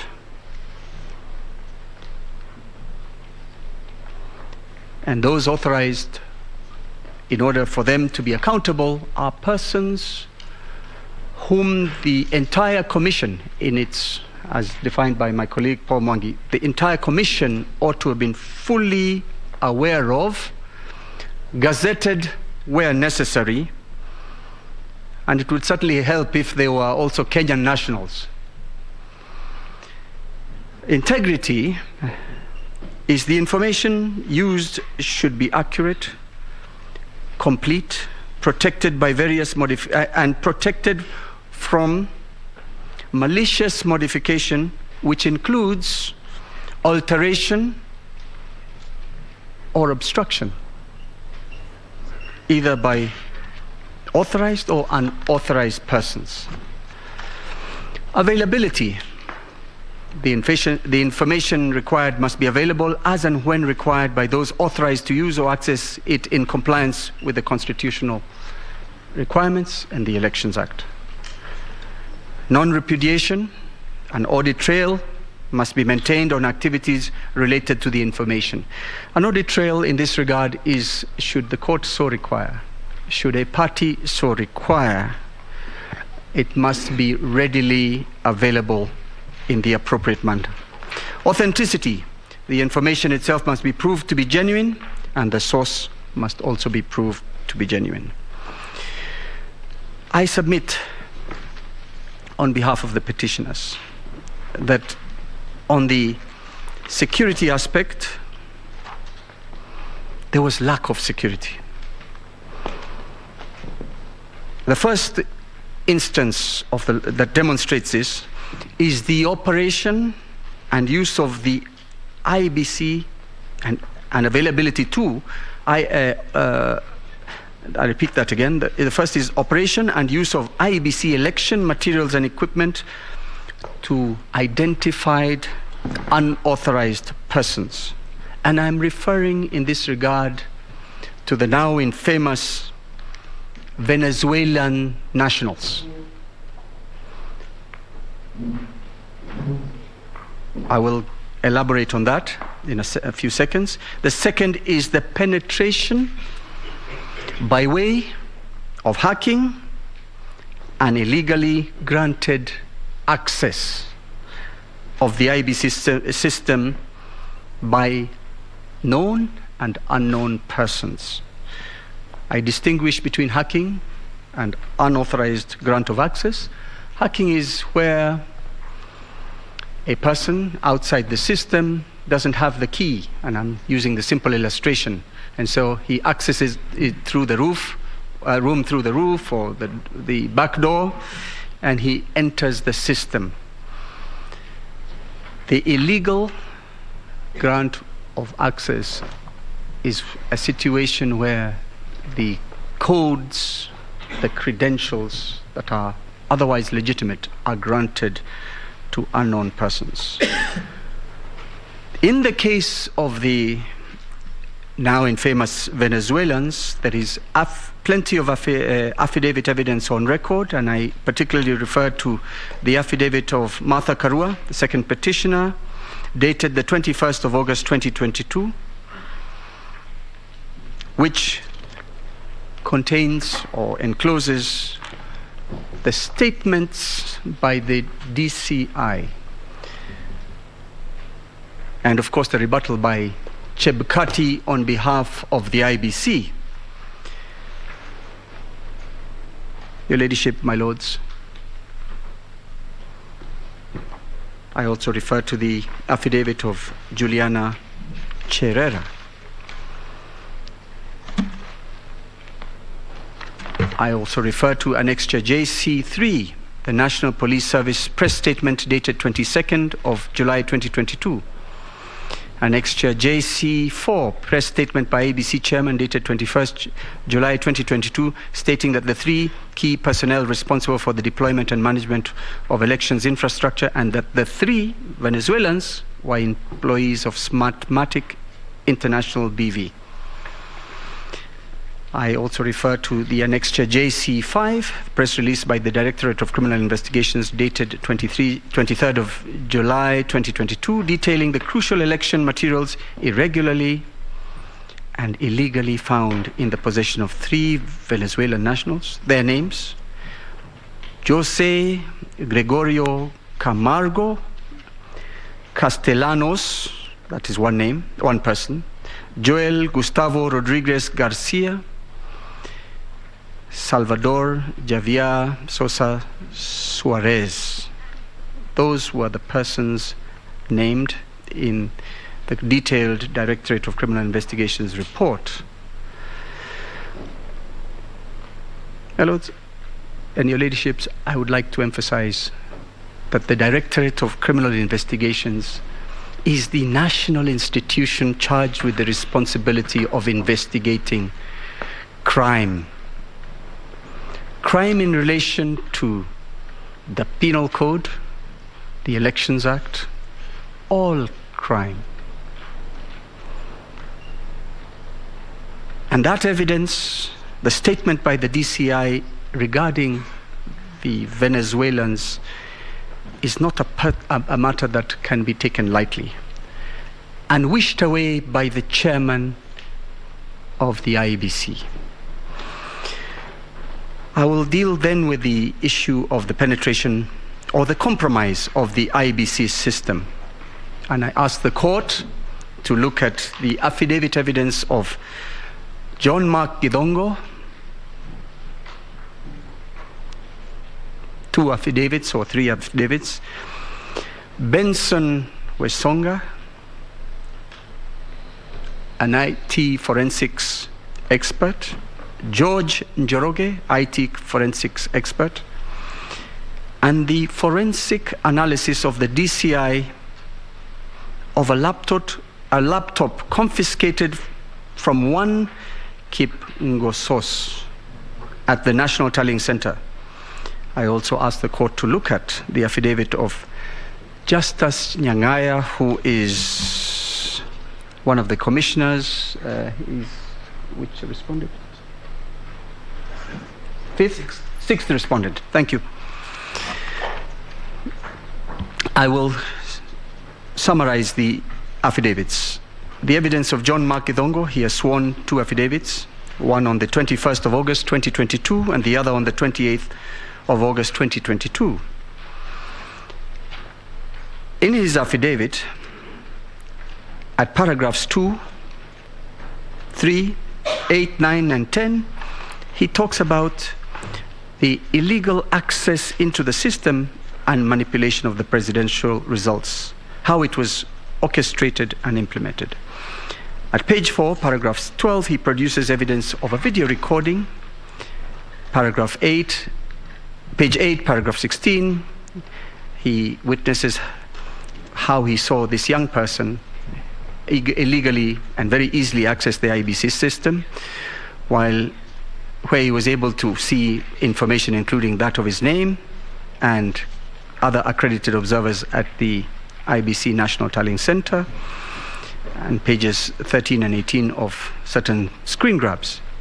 In the affidavit dated 28th August 2022, page 2, paragraph 4, John Gidongo clarifies what was given to him in the first affidavit, but more importantly, at page 2, paragraph 6, he produces the actual logs that were used to show access to the system. I wish to make a short submission regarding the evidence of John Gidongo and the transcribed interview he had with this young person. And I'm discussing this in the context of the probative value of that conversation he had with this young witness.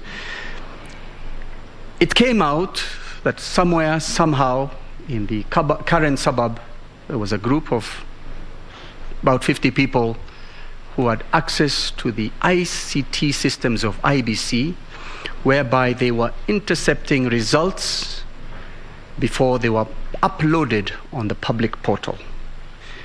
When that was put out and the responses first came, that suggestion was rubbished. But in further evidence, I will demonstrate to the court that it now turns out that that is probably and most likely what happened and what created this entire mess that is called the election results of the 2020-22 presidential election. In the case of George Njoroge, whose affidavit is on record, whose CV is on record, a computer forensic expert with wide-ranging experience in investigating all manner of crimes, including those involving terrorism through investigating the IT aspect. In his affidavit dated 28th August 2022, he has attached his detailed audit and analysis report of IEBC results transmission system and operating system log files. And I emphasize that amongst those he analyzed are the logs annexed to the affidavit of Justice Nyangaya, who is the 6th respondent and who was the commissioner of IEBC in charge of ICT. I emphasize this because it tells us the logs, that information from the logs comes from within the IEBC, the first respondent. And therefore, it must be taken as correct. Indeed, in one of the witness statements we have, or affidavits we have from one Mr. Nyaga, in various affidavits, together with Mr. Uma, they are defensive, together with Mr. Chebukati, they reject the suggestions, but when the logs from Mr. Nyangaya are finally analyzed, they are suddenly, in particular Mr. Nyaga, forthcoming. In the case of Mr. Nyaga, and I will refer to his affidavit, his first reaction is to suggest that they have been illegally obtained and a crime has been committed and somebody should be prosecuted. In fact, the DCI should take action. That is an admission that at all times something vital to the verification of the process was being withheld, not only from this court, from the entire Republic of Kenya. George Njoroge has provided a detailed audit and analysis report, and he, at page 1, paragraph 5, confirms that he analyzed the log files. Page 11 shows the image application for each of the 6 IEBC servers that had information. And of course, at this point, I'm hopeful that in the scrutiny, the same 6 IEBC servers shall be availed by the IEBC as quickly as possible. Page 3, which is the part of the report that confirms several authorized individuals were illegally authenticated to gain access into the core of the live system. Several authorized individuals were illegally authenticated. We'll go and demonstrate that, because authorized could mean you're within IEBC, but illegally authenticated, you have gone well above your pay grade.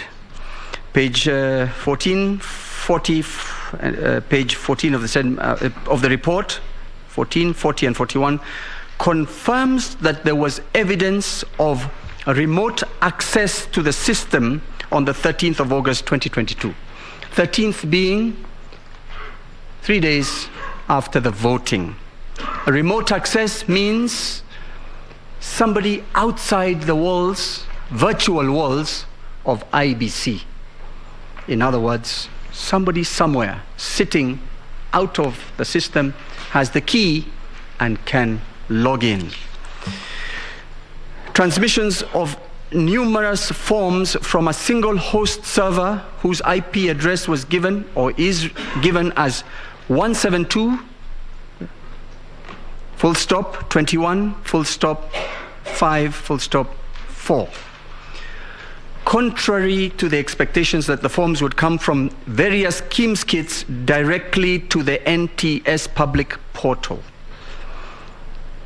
I illustrate this, or I explain this by stating that Mr. Chebukati, chairman, went on record as saying this is a very simple system.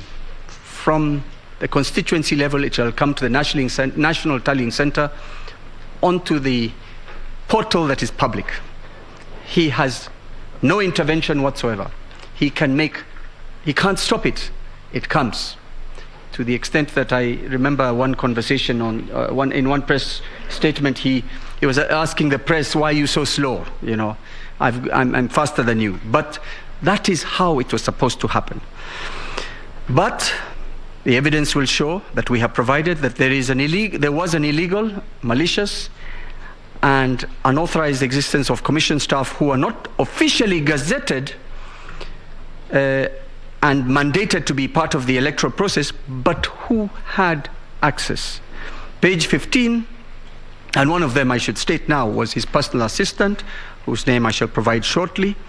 Page 15 shows that there was evidence of, this is important, there was evidence of downloading and conversion of the forms from the system and thereafter uploading them with new information. Your Ladyship, my Lords, I explain this by saying a Form 34A has been uploaded from the constituency level by the returning officer. Before it hits the front end of the public portal, meaning the side that we will all have access to, it is downloaded, it is changed, converted into a system known as CSV, which is comma separated values, that's what it means, which is an editable format from the original PDF format. PDF, we all use that abbreviation without getting what the meaning. It means portable document format. The PDF cannot be edited, whilst the CSV provides the opportunity, the facility for editing. So if one were minded, that is the point, and we submit that is what happened when the numbers are changed within the Form 34As. Otherwise, there would have been no need for downloading the system, the documents, and uploading them after a bit of time, sometimes hours, sometimes a few seconds. Page 16 and 21 shows a continuous generation and regeneration of 35C, yet 35C was 34C, yet 34C was supposed to be generated only once at the very end of all the information from 34B coming in, and of course 34A. Page 17, this is an important component of our submission. There was overwhelming evidence of back-tallying of presidential results. This means that a Form 34C was being generated with a result, a desired result, and thereafter what seems to happen is a process of going backwards to change Form 34B and 34A to give the result that was desired. This happens continuously, and it is illustrated very well in the evidence of Mr. Njoroge.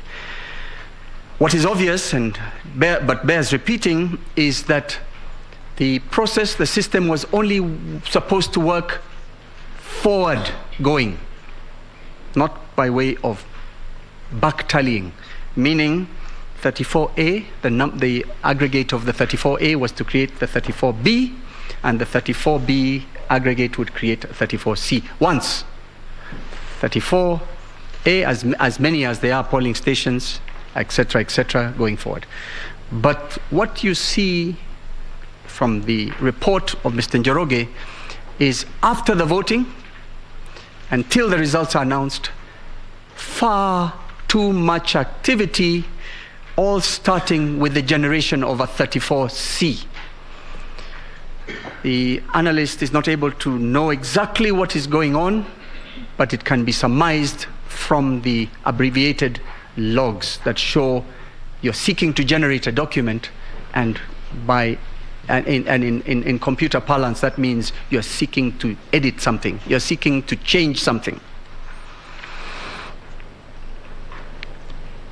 My hypothesis from where I stand is, and I'll state at the very end, clearly a result for the first respondent, that is Mr. Ruto. was being arrived at well before the tally was in. And each time, work was being done to try and fit A and B into that result.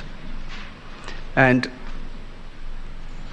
through the confusion, because people who engage in such exercises make mistakes, at the very end, the result is forced on Kenyans through a defective 34C, where the commissioners cannot agree, and Mr. Chebukati walks and says, it doesn't matter, third respondent, it is my result, and you can tell what you want to the birds at Serena. So, the process ought to have been, ideally, 46,232 Form 34As ought to have been generated into 291 34Bs, and in turn have generated one 34C. However, you will find, your ladyships and my lords, that an analysis of the logs shows several regeneration of 34Cs, which in turn lead to what I have just described. But at all times, you see a downloading of 34As in the CSV format, which is the editable format. Page 20, 21 and 22 show that as of 21st of August 2022, the hours are 15:48:33 seconds. A Form 34C had already been generated. I repeat that. As of 12th August 2022, 15:48 and 43 seconds, a Form 34C had already been generated. The results were hardly in, according to IEBC. What was the business of anyone within that system generating a 34C? We were 2 days away from the final announcement. Page 23 also shows that similar transactions as the one on 12th August 2022 was done on the 14th of August 2022 at 3:57 and 1 second. Page 23 shows that Form 34C was received in a PDF format at 3:57:01. Thereafter, instructions issued to the system to receive data to create 34C. And thereafter, an action of starting document Form C generation is commenced and finally was successful. Page 25 shows the above action was repeated on the same day at 4:01:33, and it goes on and on. I don't wish to take up too much time. It is all clear.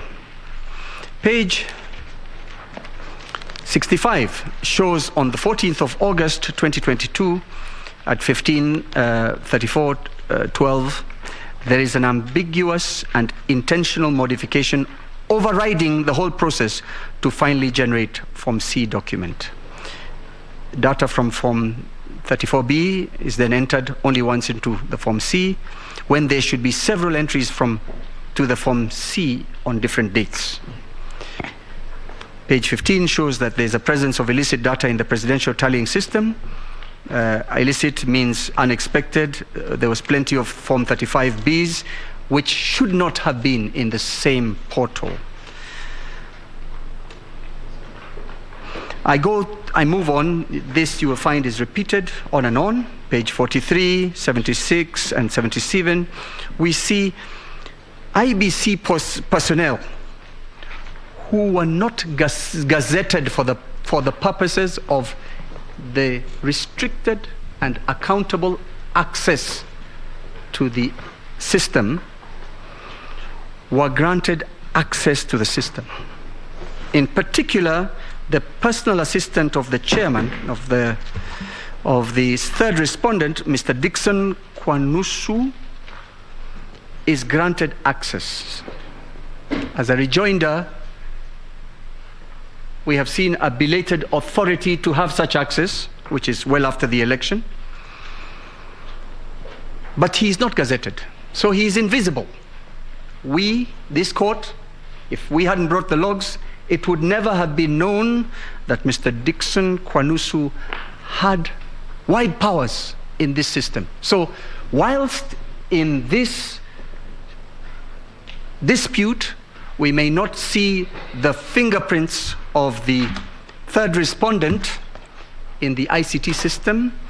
We see his palm, his much larger presence through the actions of his PA.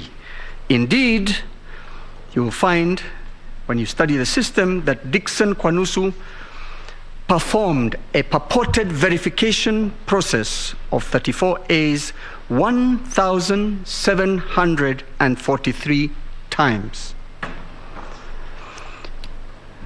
The same scrutiny revealed that at page 28, one Abdi Dahir, who was not gazetted and who is belatedly granted access and privileges to the system, purportedly verified 659 Form 34As.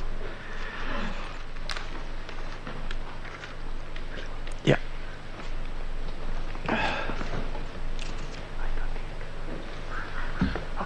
So I ask the court to look at the affidavits of Ben Wasonga. He is also another computer forensic expert. His evidence is substantially the same as George Njoroge. I will ask the court to note that the tender documents did provide that whoever was to provide the system was to be able to provide a KIMS kit that would provide compressed color photograph images using a compression technique that is in compliance with JPEG. However, the court will find that all finally displayed Form 34As were in black and white.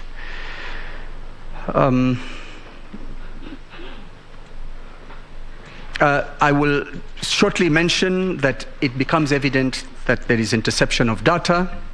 It's called a man-in-the-middle or machine-in-the-middle attack, and it gives probability and great, it supports fully the evidence of George Njoroge and John Githongo that in fact these, the system had unauthorized persons. I would go quickly to the evidence of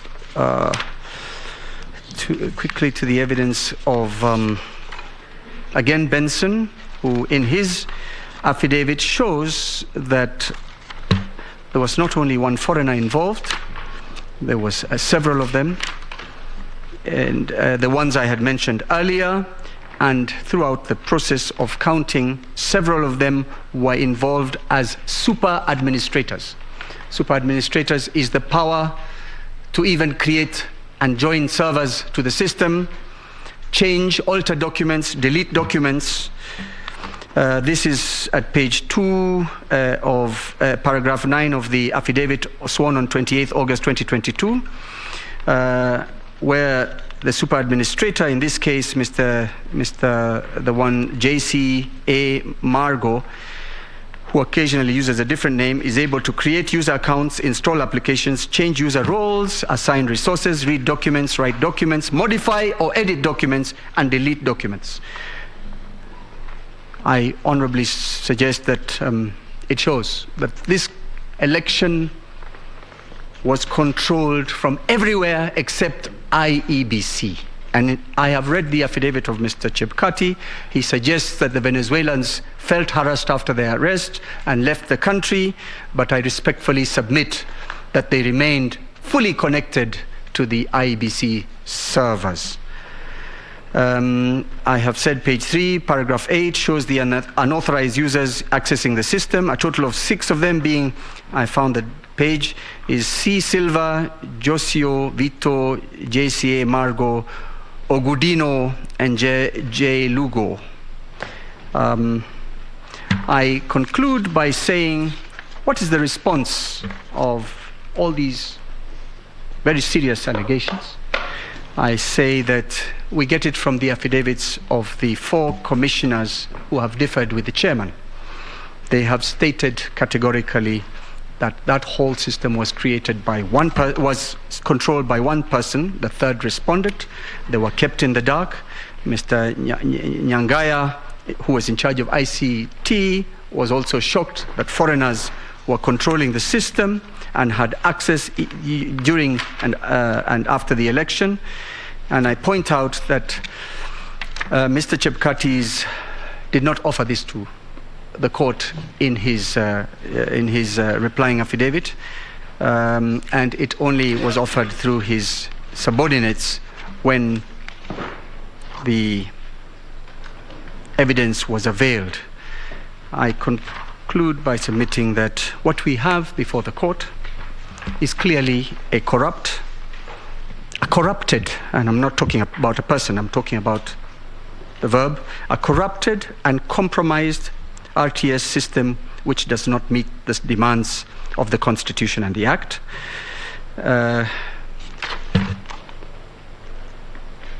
And it is a matter that will be determined after scrutiny whether something can be retrieved from the system, which includes, and we focus on the results that were first uploaded onto the KIMS kits. Perhaps that's where we will find some truth. But whatever got to Bomas of Kenya was totally corrupted, I submit, by corrupt IEBC officials. I lastly point out that you will find in the affidavit of Mr. Benson Wasonga, Smartmatic, by some strange coincidence, is reportedly mired in several controversies in the management of elections technology around the world, including Venezuela and the Philippines. So perhaps that makes them unqualified to most of us, but makes them eminently qualified for the fraudulent objectives of the first and second respondents. Thank you.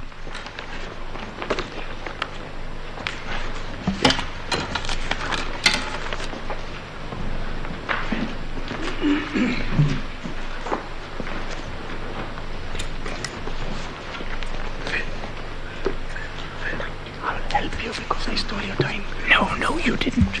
We are well with you.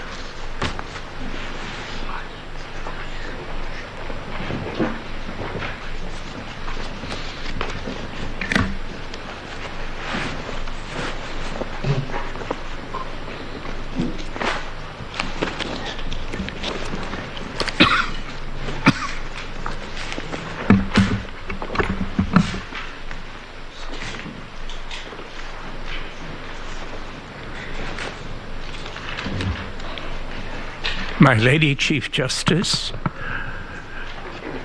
my ladies, my lords of the court, I address the court on issues 8 and 9, the magnitude of the matters which you've been listening to and which are set out in all our documents. And I will turn later to the prayers.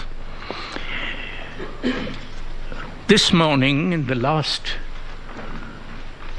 2-3 of the submissions from my colleagues, the question of what Mr. Chebukati was doing when Article 183 began to operate, 138 began to operate once the 34As moved from the polling stations to the constituency levels to become 34B, and then from there to the National Tallying Center.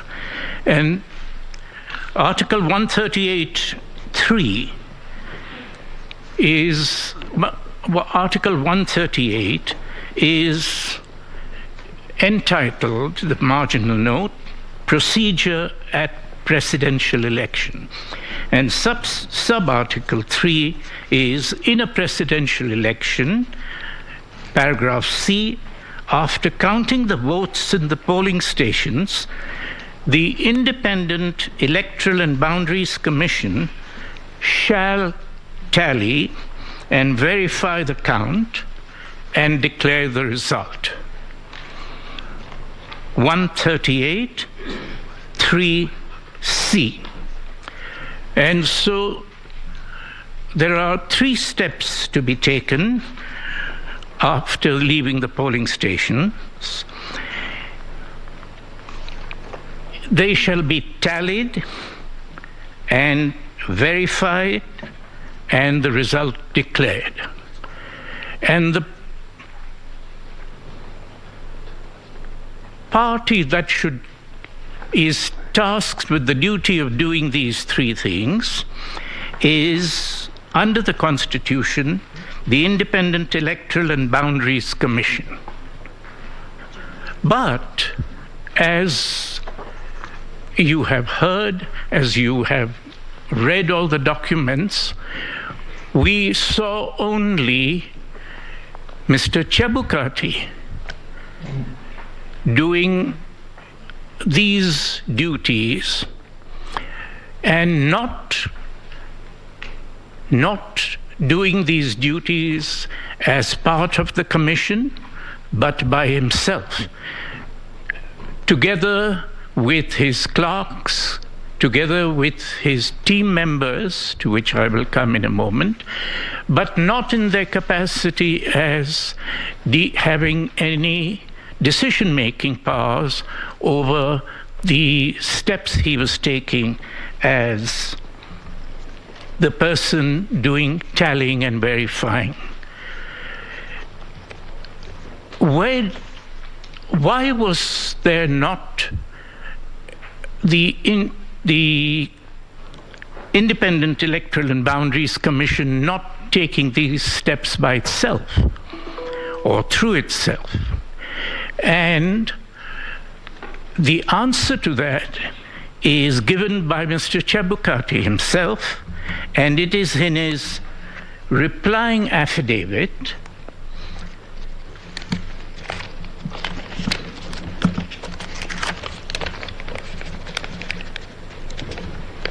sworn on the 26th day of August 2022. And this is what he is setting out in paragraph 108.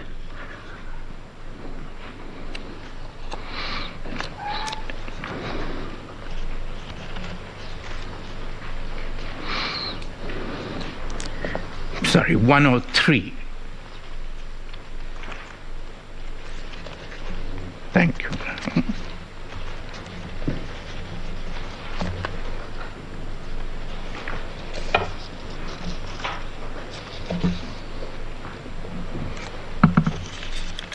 On page 10, members of the court, my apologies, to paragraph 37.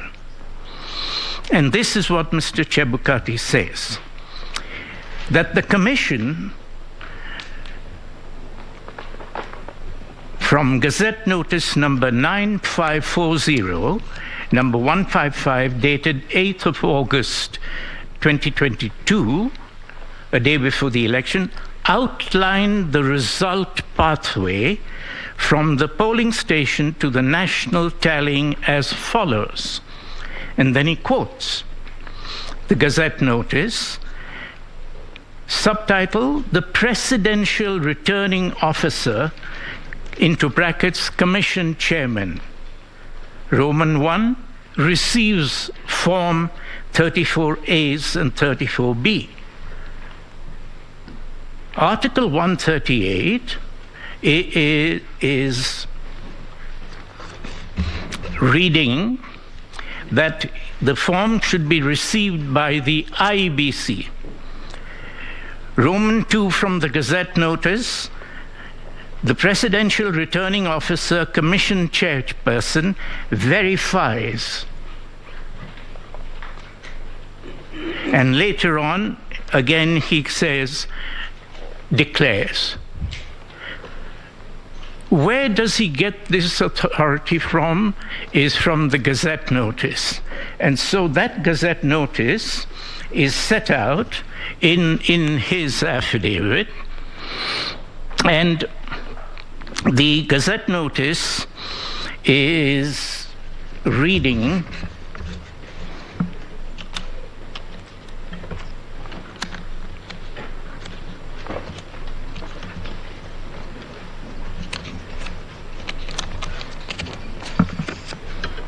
On page 36,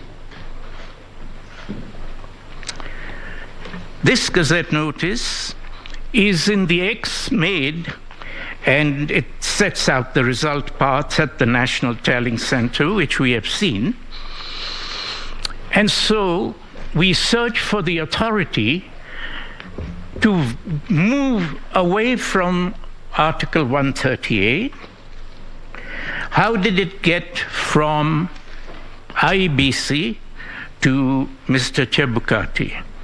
In exercise of the powers confirmed by Articles 88, 44 of the Constitution, Section 4 of the IEBC Act, Sections 38, 39 of the Elections Act, and Regulations 87(1)(b) of the Elections General Regulations 2012.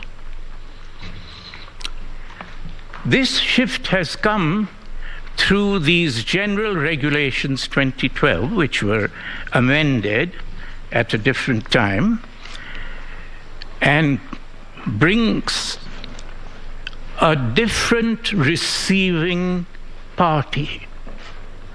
And that receiving party is the returning officer, into brackets, commission chairman, and the 87 itself, the regulation, is an amendment and is referred to by Mr. Chebukati. We submit that Regulation 87 and this pathway that he has put down is a repeat of Article 138(3)(c), but with one significant alteration. Instead of the IEBC receiving the votes, instead of the IEBC verifying the votes and declaring the tally and the verification, he has put his own name, the chairman. Simple submission we have that this is subsidiary legislation. The pathway which he was relying on in the Gazette notice is void totally. The subsidiary legislation from which the Gazette notice is derived is void, as being in total conflict with not only its principal legislation, but with the Constitution itself. This is what takes the tallying and verification process away from the IEBC and took it into what was happening from the 9th of August right up to the 15th of August. And this was breaking every single national value set out in Article 10.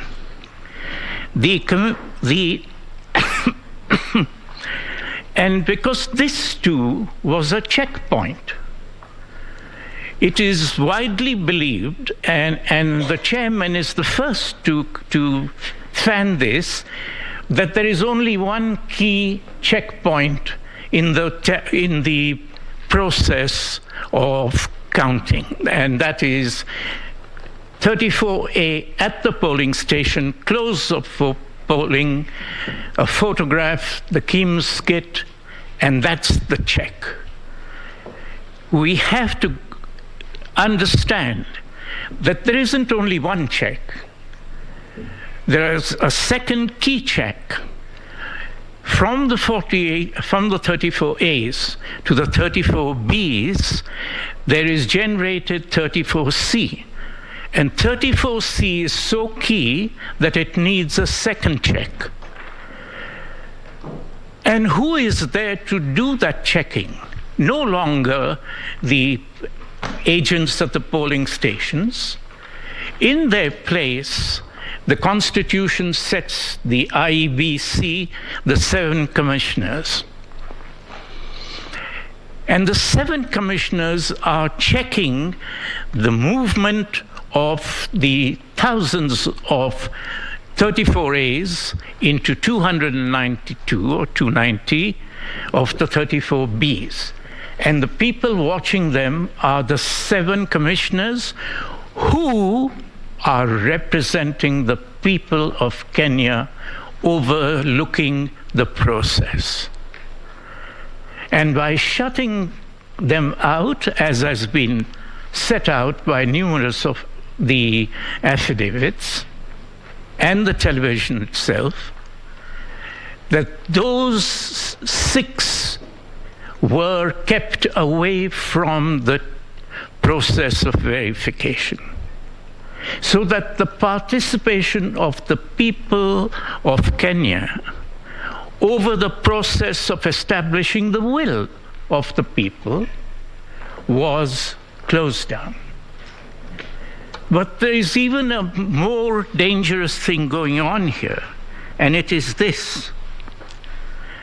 By this amendment, there was a concentration of the entire process, both of the verification as well as the decision-making as a consequence of that tallying and verification, a concentration into only one individual. And it gave him the power, that Gazette notice, that subsidiary legislation, in violation of the Constitution itself, to take these decisions, and vested in him an asset, a power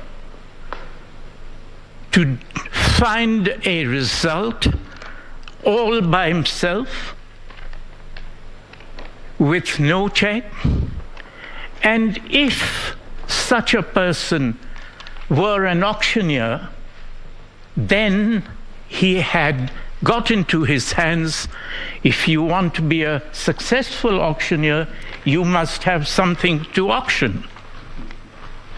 And this, the supreme prize in our politics, in our national life, in our institutions, had come into the hands of one person. This is a danger so great that it has been the push from the beginning of this election campaign, before the election. Keep your eyes on 34A at the polling station. Anybody who questions anything after that is an agitator, a person who is out to commit violence, is a person seeking this and that and the other. These are all decoys, taking away the key information that one man is doing this, and this petition is the most important petition that we have had. It is from this bench.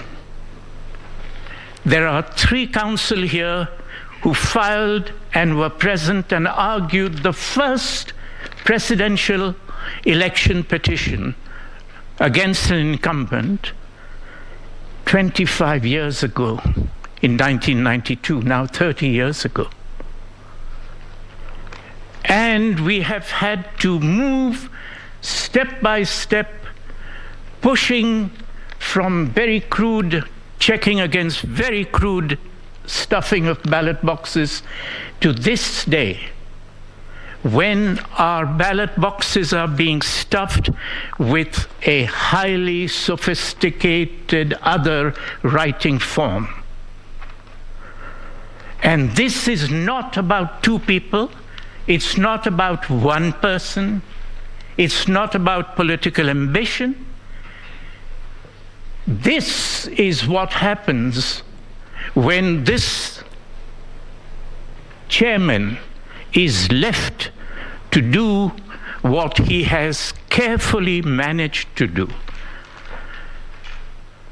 And it is therefore our first prayer that this court, the Supreme Court, holds and declares that the Gazette notice and the 87 subsidiary legislation of the general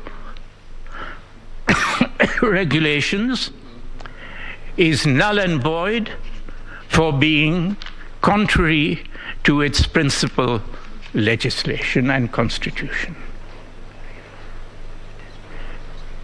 This is why there are people going to people's houses at 3 a.m. and 4 a.m.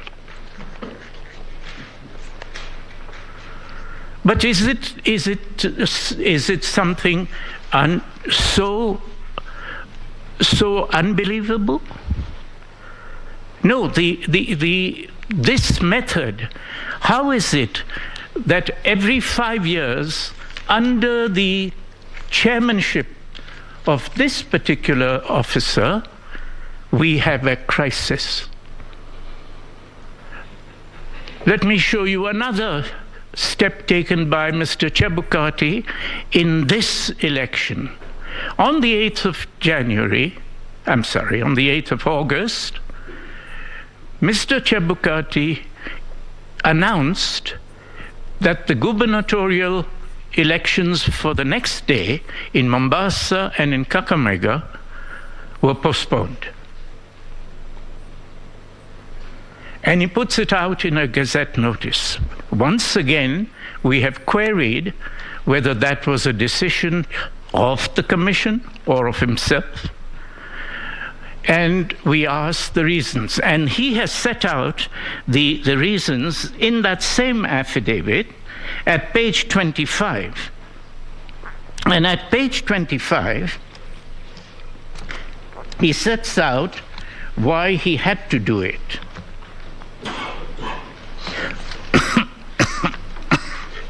Sorry.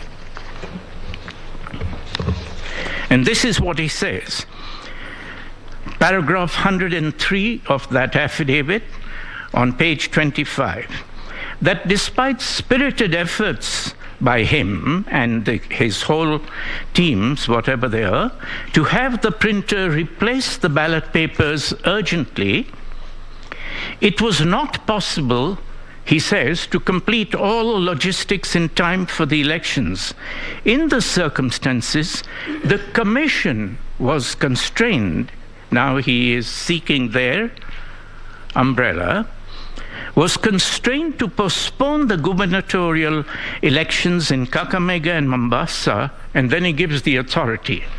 Pursuant to Section 55B of the Elections Act and Regulation 64 of the Elections General Regulations, which allows the Commission to postpone an election in a constituency, county, or ward, quote, I've been quoting, quote, where it is impossible for an election to proceed, full stop. Then he says that the postponement was for a limited. So he has set out that it was postponed under these two sections and regulations where it is impossible for an election to proceed. So we look up section 55B of the Elections Act. Here is 55B of the Elections Act. Postponement of elections by the Commission. Section 1. The Commission may, where a date has been appointed for holding an election, postpone the election in a constituency, county or ward for such period as it may consider necessary, where A, there is reason to believe that a serious breach of peace is likely to occur if an election is held on that date. But Mr. Chebukati says that's not the reason. B, it is impossible to conduct the elections as a result of a natural disaster or other emergencies. He hasn't said it was because of the natural disaster or other emergencies. He doesn't say they were there. C, that there has been occurrence of an electoral malpractice of such a nature and gravity as to make it impossible for an election to proceed. ABC. None of these were applicable, but even if they were invoked, none of them were present in fact. But see what Mr. Chebukati had done. He had lied. He said that in Section 55B, it is provided that they may postpone if it is impossible to conduct the elections, full stop. And when we look at Regulation 67, it's identical with the same conditions. Once again, he is lying. And there is not the slightest concern, for the values of Article 10 and the whole Constitution. This is two things here to watch, members of the court.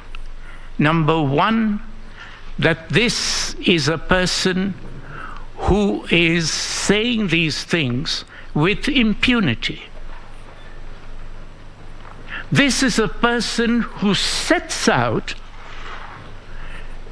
the wrongdoing that he is practicing with mens rea. This is not a mistake. This is a very calculated, very calculated subversion of forethought. He plans this, does it on the last day, doesn't explain what those conditions are which make it impossible, and delays it. And then it does not matter to him that at least 2-3 million people in Mombasa County and Kakamega County have been deprived of their right to vote. That it is important and reversing that a presidential election has to be held on the days when the general election is held. This is how the mess that has brought 100, a full Supreme Court, here. Because this man, when you ask him these things, justifies it, knows that it is wrong, and puts it in an affidavit. And then says to us, you explain it. So, it is important not that we cannot rely on a single thing. This is a practiced artist of the destruction of our institutions, because that is what happens. He did it in 2017. He was caught. When the court ordered him to disclose more things, he disobeyed the order, never did it, and took the benefit of the continued change of circumstances, a new election, etc. And now, back again, he is here. Same person, same sort of tricks. This was in 2012 and 2013, this amendment. This man has been practicing this for 2 election cycles. And he comes here, read this affidavit. Every 2 sentences he says, I'm conscious of the importance of my work as a state organ or a state officer. I'm a practicing advocate, and my professional integrity would never allow me to do these things. I told the NSIS, I am standing up for what is right. I told the 4 commissioners, never, I don't do things like that. When people are running, the person who calls out louder, thief, thief, thief. So that this is what has been going on, and it is destroying our institutions. This case is about the democratic institutions of Kenya. And it is about how we protect those institutions and how we stop people who are attacking those institutions. We cannot do it on the streets. We do it through the institutions. We were doing it through the bar. Now the burden has come to the judiciary because of the new constitution. And we pray that that burden will be borne constantly, persistently, with courage, because when such burdens are not borne, all of us fall down, including courts. And is that something that should be? Is that something that has to be spoken to? I mean, spoken for by a party who is seeking justice? And the answer, fortunately, is no. The Constitution itself gives the answer. And that is set out in Article 3(2), which says that it is the duty,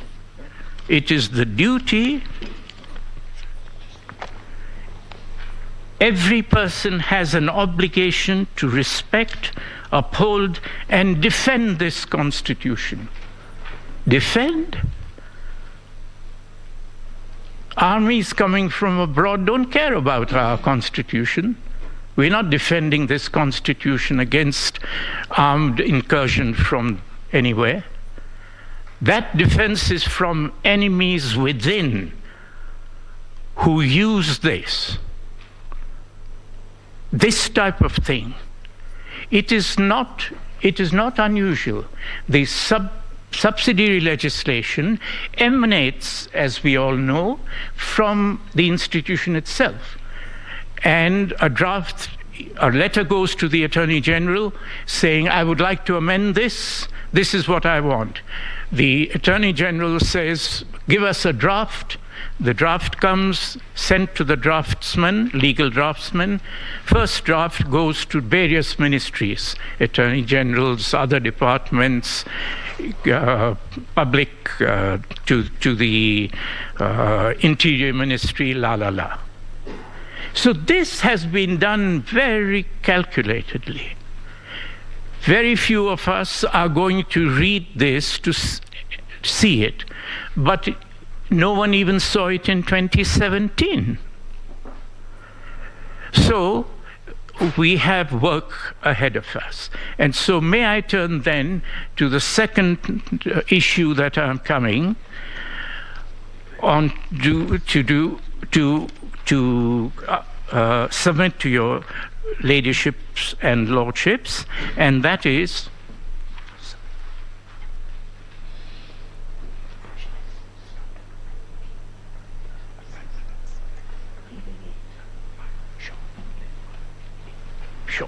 Thank you. Sorry, Mary.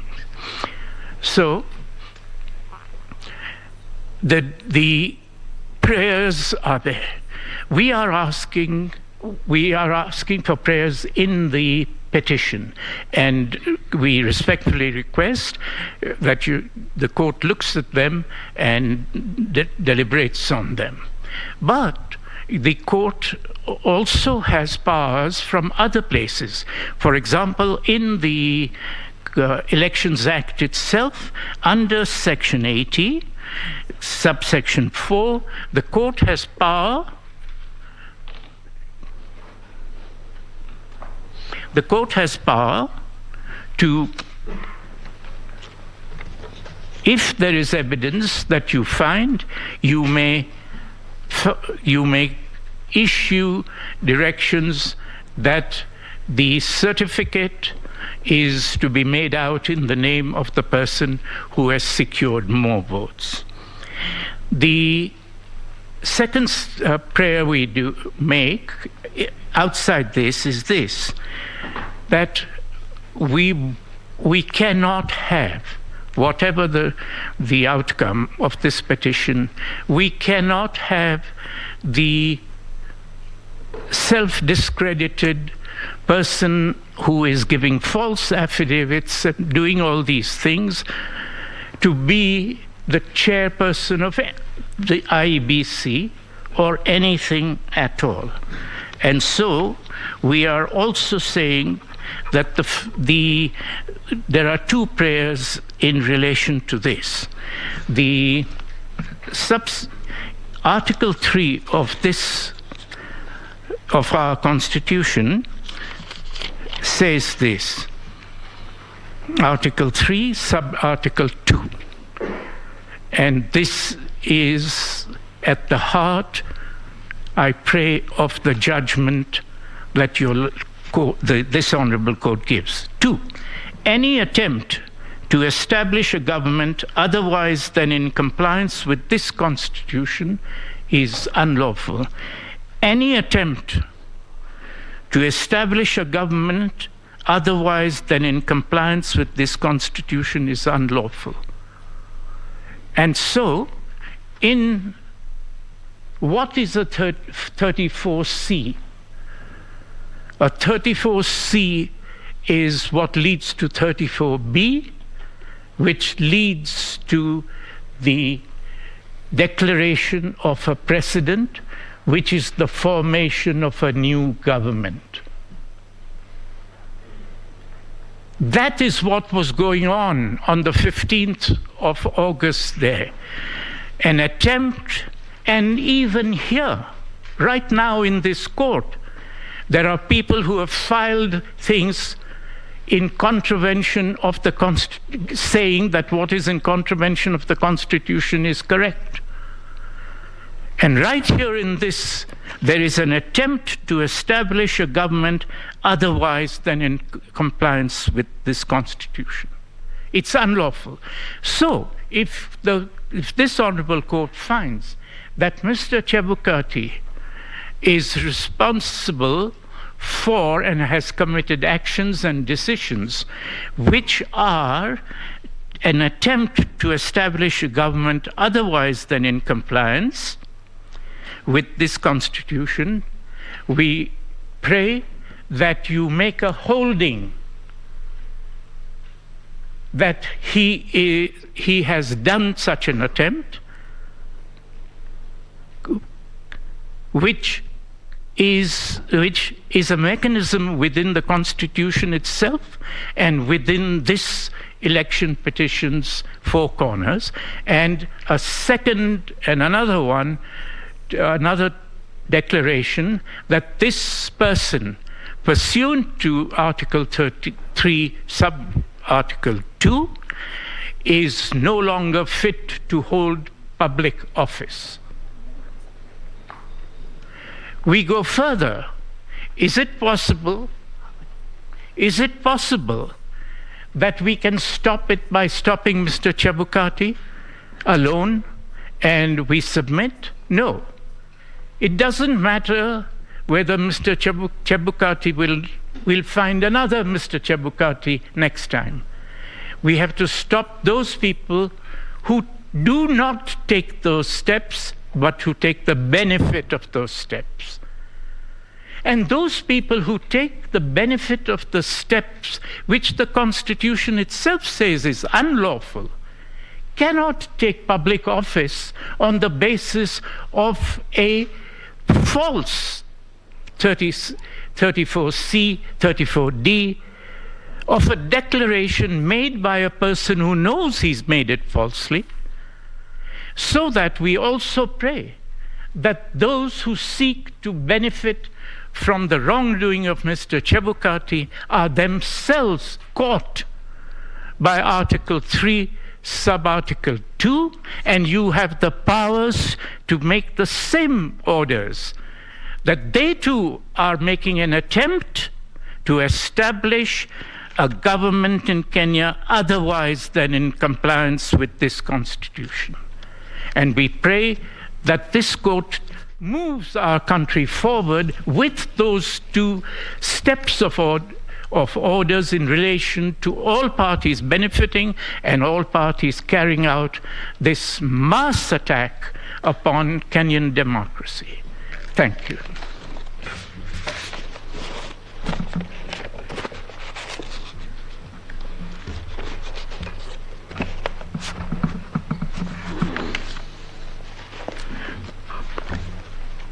I pray to the court to allow me to say a few things in conclusion. And I'm honored to come after my senior, Mr. Firoz Norji, senior counsel.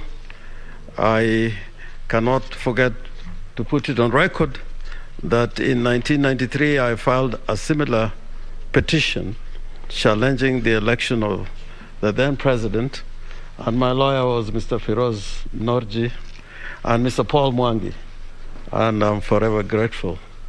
And so was Mr. Paul Mwite, senior counsel. Many times I was locked up, he was always available to appear for me, and like many other counsels who are here. I want to urge the court that what has been put on record, and particularly the evidence that has come through the submissions of my learned friend, Mr. Morgor, it's so important in terms of making a decision as to what to do with the elections that were held on the 9th of August this year. And Mr. Morgor has put evidence before you which has not been controverted. For example, there is evidence of interference, if not invasion, of the technology infrastructure of IEBC, and the evidence of Mr. George Njoroge, which was covered by Mr. Morgor. I want the court, with respect, to look at what the IEBC has said in return or in response to those very, very serious allegations through Mr. Martin Wachira Nyaga, again was referred to by Mr. Morgor. He does not deny the disclosure of the 6 logs from the 6 servers. In his affidavit, he actually acknowledges the logs which speak to access to the servers without authorization. And he puts the question the other way around. Instead of this matter going into inquiry by the Electoral Commission, he questions the authority of Mr. Njoroge in accessing, in obtaining those logs. And he says the same things about the logs that have been put forward by Mr. Justice Nyang'aya. The authenticity and integrity of those logs have not been rebutted. We are treated to an explanation in the affidavit of Mr. Wachira, in particular about the generation of Form 34C. And those rebuttals do not answer the question as to why there are these unauthorized access to the servers of the IEBC and obtaining those particular logs. There is also in the bundle, in the evidence through the affidavit of Mr. Nyangasi, of 2 Form 34Cs, one generated on the day the results of the elections were declared on the 15th of August, and the one that was generated on the 15th of August 2022 is based on the results obtained at the county level. The next day, again, another Form C was generated. All that is in the bundle of Mr. Nyangasi. Another Form 34C. That one was computed on the basis of the results that were obtained from the polling stations. So we got 2 Form 34Cs. There is no explanation given as to why there was those 2 forms. So, Your Lordships, we pray that the orders that we prayed for are justified. But probably in future, there may need to be a thorough inquiry as to what happened. Not just looking at the question of whether Mr. Ruto was validly elected, but looking at the criminality that characterized this entire enterprise. And that is when the Kenyan people will know the truth. But for now, I think the Kenyan people will be happier if this court can make sure that the authority, their sovereign will, is not taken away. I thank you. Thank you very much for keeping time. We will take one more before we break for lunch. Petition number E001 of 2022, John Njoroge Kamau.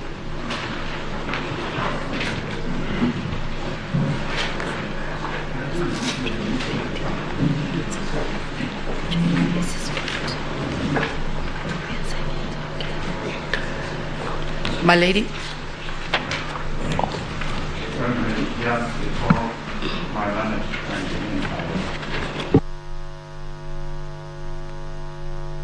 I request for indulgence of the court just to introduce 3 people I'm appearing with, but they were in the other room, they didn't get access to court.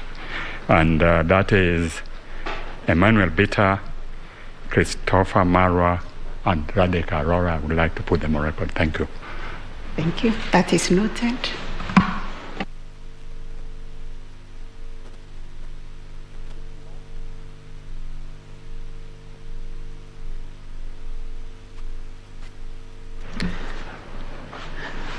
My lady, Madam Chief Justice, my lady, the Deputy Chief Justice, my lords and my lady of the Supreme Court.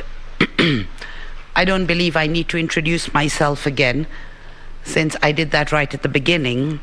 But all I wish to state is I appear for the petitioner, Mr. John, I'm so sorry, Mr. John Njoroge Kamau, who has been called as a surrogate in some of the affidavits, and unfortunately yesterday was called a proxy.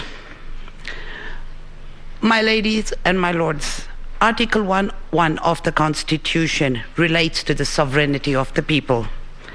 Article 3.1 of the Constitution, it is the duty of every Kenyan, and most of us sitting here are Kenyans, to uphold and defend the Constitution. Hence, it is very sad to see that when Wanjiko, or in this case, John Njoroge Kamau, comes to court, he or she is immediately vilified and stigmatized.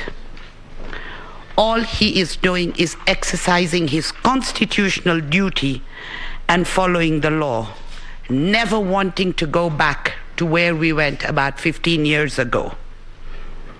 And like I said, in social media, everybody gets vilified.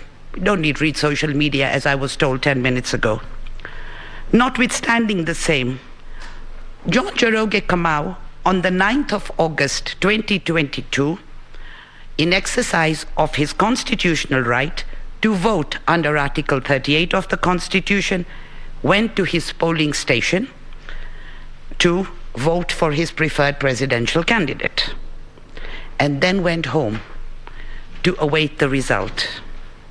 It was a long wait for 6 days, but that is not his gripe at all.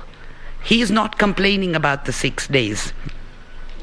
As far as he was concerned, he had this legitimate expectation there was going to be a free, fair, credible, accurate, transparent, and verifiable election pursuant to Article 86 of the Constitution. But my poor client, lo and behold, to his shock and horror, at about 4 p.m. on the 15th, a public statement was made by Juliana Cherera, Irene Massett, Justice Nyangaya, and Francis Wanderi, and I will call them as the 4 commissioners because I won't continue to repeat their names. And in that statement, before the declaration of who he wanted to know was his president, before that declaration, they came out and stated that this election was opaque.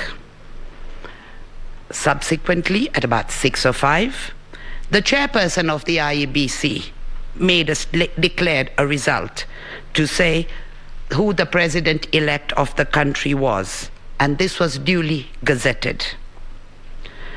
To confound it all, on the 16th of August, people started calling, and the 4 commissioners started calling this the Chebukati's results. On the 17th of August 2022, a statement was issued by the chairperson of the IEBC, and I'm not going to get personal here, I will call him by his title that he's got at the moment, stating the reasons why the 4 commissioners, and the drama continues. My ladies and my lord, this is a voter who is watching all this unfold in public.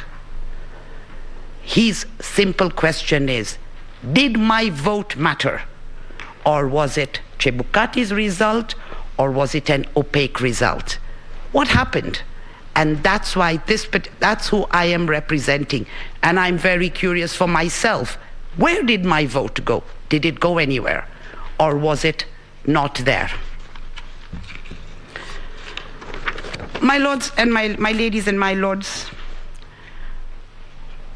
in order to meet the constitutional threshold of being a credible, transparent, verifiable, accurate process, the electoral process must be conducted in strict compliance of the law.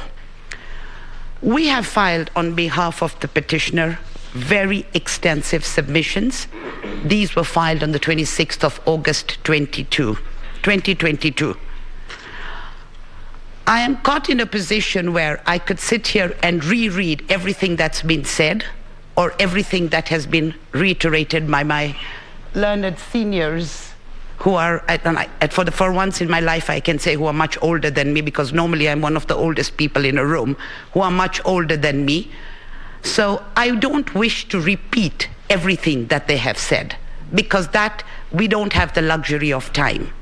I will just keep it very, very short, because I am sure your ladyships and your lordships will read the 23-page submissions that we have done. 1. Under Article 138.3 C of the Constitution, it specifically states that after counting the votes at a polling station, IEBC shall, it is not say, may, shall tally and verify the count. That's what our framers said. Article 138.310 now starts distinguishing. It says the chairperson of the IEBC. As yesterday was said by Madam Chief Justice, the framers of the Constitution decided to give you 14 days. It's not easy to complete this election petition. It's got to be done within 14 days.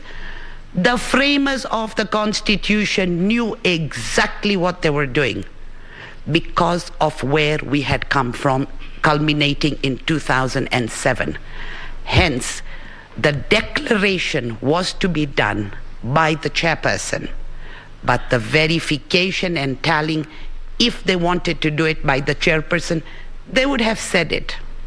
Secondly, if, as is being stated by the chairperson of the IEBC, as he's put in his statement that was issued on the 17th of August, it is me. It is me who has to verify and tally pursuant to regulation. There's a regulation 87.3, which my learned friend Mr. Feroz now took your lordships and your ladyships to. I can do it. If he could do it, why wasn't it said? And if he says he can do it, why do you need a commission of 7 people? Why do we spend so much money, taxpayers' money, on a commission of 7 people? Have 3. This court has ruled that 3 people constitute a commission. Have 3. Why do you need 7? Let's take it further. If it's only him, and according to some of the submissions and arguments that are going to be placed before you, the issue of Schedule 5 regarding quorum, and that he doesn't need quorum, it's only in the normal business. My ladies and my lords, what exactly does the IEBC do? Voter registration, but what is its main function related to? Elections. It is all about elections. That's what they do. I don't believe there's been much boundary delineation, but I will stand to be corrected on that by my learned friends on this side. They may know a little more than that. And so, if it is only the chairperson whose argument is there is 34A, so there is an announcing declaration there, then there is the polling center, and then it comes to him at the tallying center, and he does it. I still go back to 30 billion shillings on an election, and this is what we've got. It's a very sad state of affairs we are in. One man, let's have a commission of 3, going by what he says. Taking it now to the regulations that he relied upon on the 17th, with your lordship's permission, I would state those regulations, unfortunately, when your ladyships and your lordships decided, as my young associates say it in my office, I don't know how they do it, but they say it, Raila and another versus the IEBC of 2017, they claim that according to terminology they use, it's called Raila 2, and then the subsidiary one, the second one that came, when it came for clarification, they call it Raila 2.5. So I don't know why they do that, but that's what the young lawyers do. So I'm going to use their terminology. When Maina Kiai was decided, and this particular Maina Kiai was decided, I believe it was I'd written the date down, but Maina Kiai was decided in June 2017. Subsequently, the chairperson of the IEBC came to your lordships and your ladyships asking for a clarification as to exactly how Maina Kiai was interfering with your decisions in Raila 2. It was so clear on what this court said. And the saddest part is regulation 87 that he is relying upon was not brought to your attention, and from 2017 to 2022 all IEBC does is hold elections but doesn't look at its regulations. And are these regulations, are these going to be the mundane matters that the Commission has to decide? Because we've been told, besides verifying and telling, the Commission does everything, and those are in their submissions. My lords and my ladies, if you look at my written submissions, and I'm going to take you through them very quickly as to, if you look at, and this is, the page numbers are verified, the case numbers, we've put in a bundle of documents. What that statement of the 17th of August said, please, if you could look at page 8 of my written submissions, at paragraph 19 from about line 18. And this is a quote from the Maina Kiai case. It is, in our view, fallacious and flies in the face of clear principles and values of the Constitution to claim that the chairperson of the appellant can alone, at the tallying center or wherever, purport to confirm, vary, or verify the results alone. This honorable court further said the same thing in the RILA 2.5, which is set out at page 11 of the submissions at the bottom. And you go to page 12, this is at paragraph 20, and it'll be paragraph 292 of the RILA 2.5. The failure by the first respondent, IEBC, to verify the results in consultation with the second respondent, IEBC chairperson, before the latter declared them, therefore went against the expectations of Article 138.3c. And there are several quotations I have put in there that show that this court has already made the decision.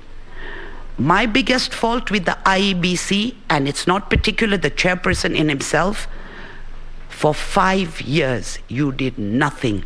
The Supreme Court told you in October 2017, you can't do this. You do nothing. You amend in April 2017, you leave it at that. There's been hardly any amendments. It doesn't matter who's the Kenyan voter. IEBC, chairperson, we own this. It's an independent commission, but they have to work within the ambit of the Constitution. My ladies and my lord, I'm just going back now. Like I said, I have 15 minutes, and I think I'm going to be at a space where I'm going to be a very patriotic Kenyan, and I'm going to donate the time back to the court, because I don't think I'm going to take the full time to finish my submission, because it's fully set out where we are going to. There are three things that we've brought up. One is the issue of the regulation 87, which has to be made unconstitutional. And we have relied upon the court, the judgment of this court in the case of Rai, where you declared section 14, where Parliament went way beyond the ambit of what this court was supposed to do. We are relying upon that to declare that, because it appears IEBC is never going to come to you, so we might as well do it once every 5 years to see where they've got it wrong. We're requesting you to declare it unconstitutional. We are going further and stating to your lordships, to your ladyships and your lordships, the issue of the elections, of the cancelled elections. Whilst the elections were cancelled in counties or gubernatorial, and an issue has been taken up that if this court has jurisdiction, because interpretation of the Constitution is in the High Court. My ladies and my lords, Article 101 actually gives a date cast in stone when our elections are going to take place. General Assembly, Parliament, Presidential, the whole lot. So it is on the second Tuesday of every 5th year. Article 101, read with Article 136(2)(a), read with Article 177(1)(a) of the Constitution, and 181. Clear, cast in stone. We all know why that happened, because initially dates could be set by whoever they wanted to. And you could have a date on the 29th of December for an election where voters were available or not available. That was the history of that, in a very narrow way. We now have a situation where elections were cancelled. Today we have a chairperson and an IEBC who are so disconnected. What happens if in 5 years from now somebody decides to cancel a presidential election on the basis of a national emergency? This is something that really struck us when we were looking at this. It was something that had never crossed our mind. It's a hypothetical, yes, but maybe some direction needs to be given on that. Secondly, the suppression of voter turnout and voters being disenfranchised. We've been told this entire election is mathematical. Take a calculator and you'll get a result. That's what I've been told. If it's as simple as taking a calculator, the national tally that was stated by the chairperson was 65.4% or thereabouts. In Mombasa, where there was no gubernatorial election, and that you can work out from simple mathematics as to the number of people who showed up vis-a-vis the number of people, the voter turnout was 44%. In Kakamega, with a national tally of 65.4%, the total number of voter turnout was 57%. Simple mathematics, even saying that the figures we have are correct. And that is where we've come from, because there was a submission that we've not shown anything. Those two counties were way below the national tally. Whose strongholds they were is not my problem. All we are saying is that there was suppression and therefore voters were disenfranchised. You're cancelling an election at 8 o'clock at night on the 8th for voters the following day. You can imagine the confusion. And what was the reason for the confusion? A mix-up in ballots. This is all in our petition. I am just speaking to your lordships because if you read the petition, all the annexures are there. Oh, sorry, oops, we made a mistake in the ballot papers. There was a mix-up. Yet, there was supposed to be gazettement. A replying affidavit by the CEO, and it was supposed to be done by the 1st of July. A replying affidavit put in this petition by the CEO. Oh, we gave it to the national printers, the government printers, but they didn't print it, and so it should be deemed as done. There are news articles saying 128 ballots came to this country with ballot papers on the 7th of July, 6 days after this gazettement, or 7 days. And it is quite clear that there was an issue with the gazettement. It was backdated. But 128 ballots were already there. And the chairman admitted it, that there was a problem with the machine at the government printers for the printing. Even if you assume that it was printed on time, it was sent on the 1st of July. The earliest it could have been done was on the 2nd of July, because they haven't given us a time. We are voters, we are just watching this. We're watching this drama unfold. That being the case, and on the 7th, 128 ballots came. That's a lot of ballots and a lot of ballot papers.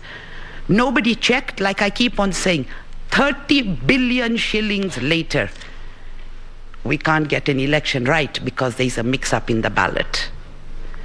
And therefore, my ladies and my lords, what is happening here is not a way to have an election at any level.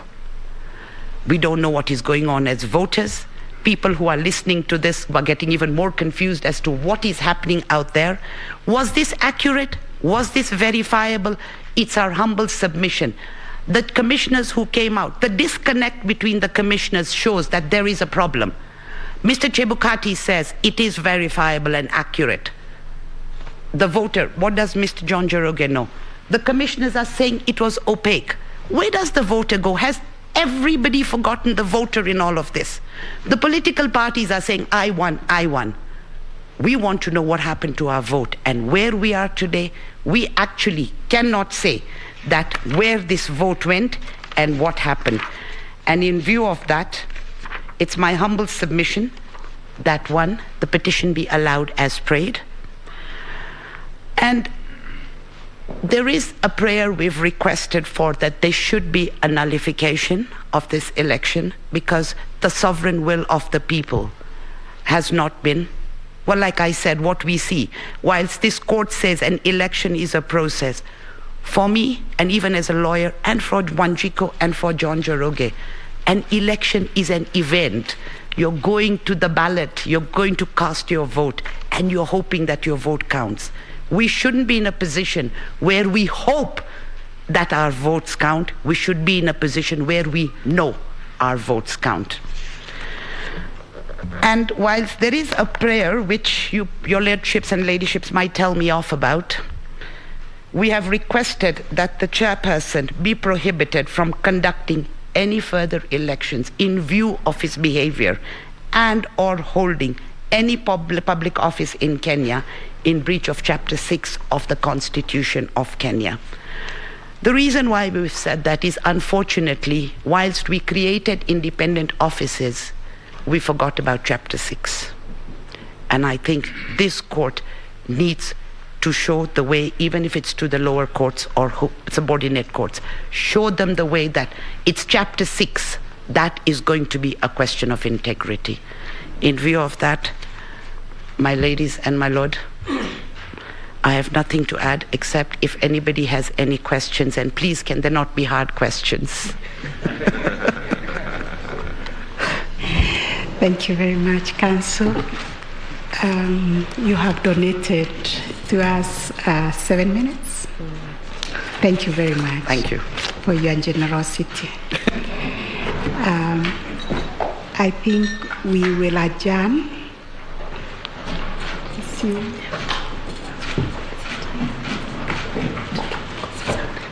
Yes.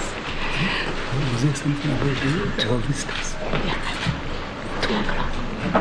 2 p.m.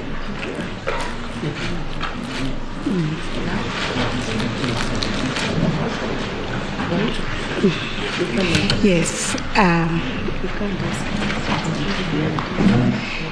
We will adjourn until 2 p.m. But before we do so, I recognize that we have observers who have joined us. Yesterday, during the pre-trial, we formally recognized the observers, but I think they were not present.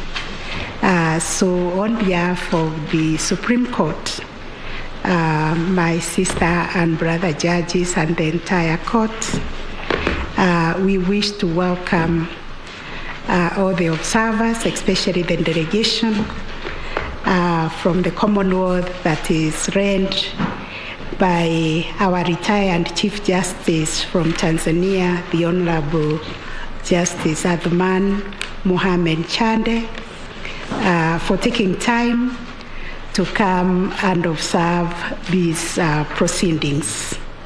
We thank you for taking your time, which is a mark of friendship and also encouragement, and also an indication that we are all pursuing similar objectives of ensuring there is promotion and protection of the rule of law and constitutionalism, and also creation of strong, independent institutions that guard and sustain our democracy. So you're most welcome to the proceedings, and our gratitude for your finding time with eminent judges, jurists, and other distinguished delegates who have committed their time to come and be part of these proceedings. On behalf of the court, we are so grateful. And having said that, I think we will arise and resume at 2 p.m. Thank you.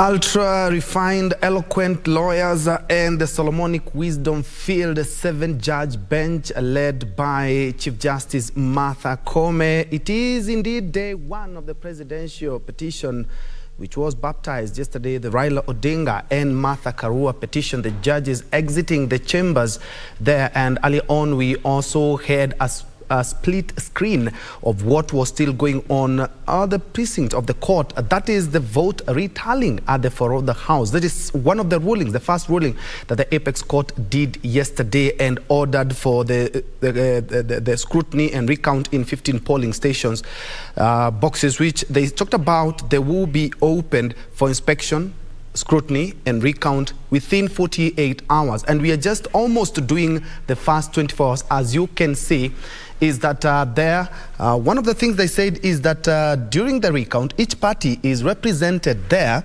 by 2 agents. A registrar of the Supreme Court will supervise that exercise. Copies of Form 34A, 34C, also used in the 15 contested polling stations, be provided by the Independent Electoral and Boundaries Commission. And also they talked about providing security during that scrutiny exercise, and it has already started. What happens after all is said and done, all the votes are retallied? Okay, we will be getting a closer look at that. I have an expert here in studio. But before then, it's good to just mention the 15 the polling stations that the votes are being retallied. It's the Nandi Hills in Nandi County. We have Sinendeti Primary School in Nandi County, Belgut in Kericho County, Kapsuser in Kericho County, Chepkutum Primary School, Kericho County.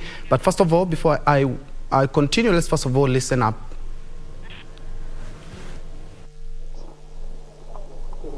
$228 plus 1, not 2, plus 1.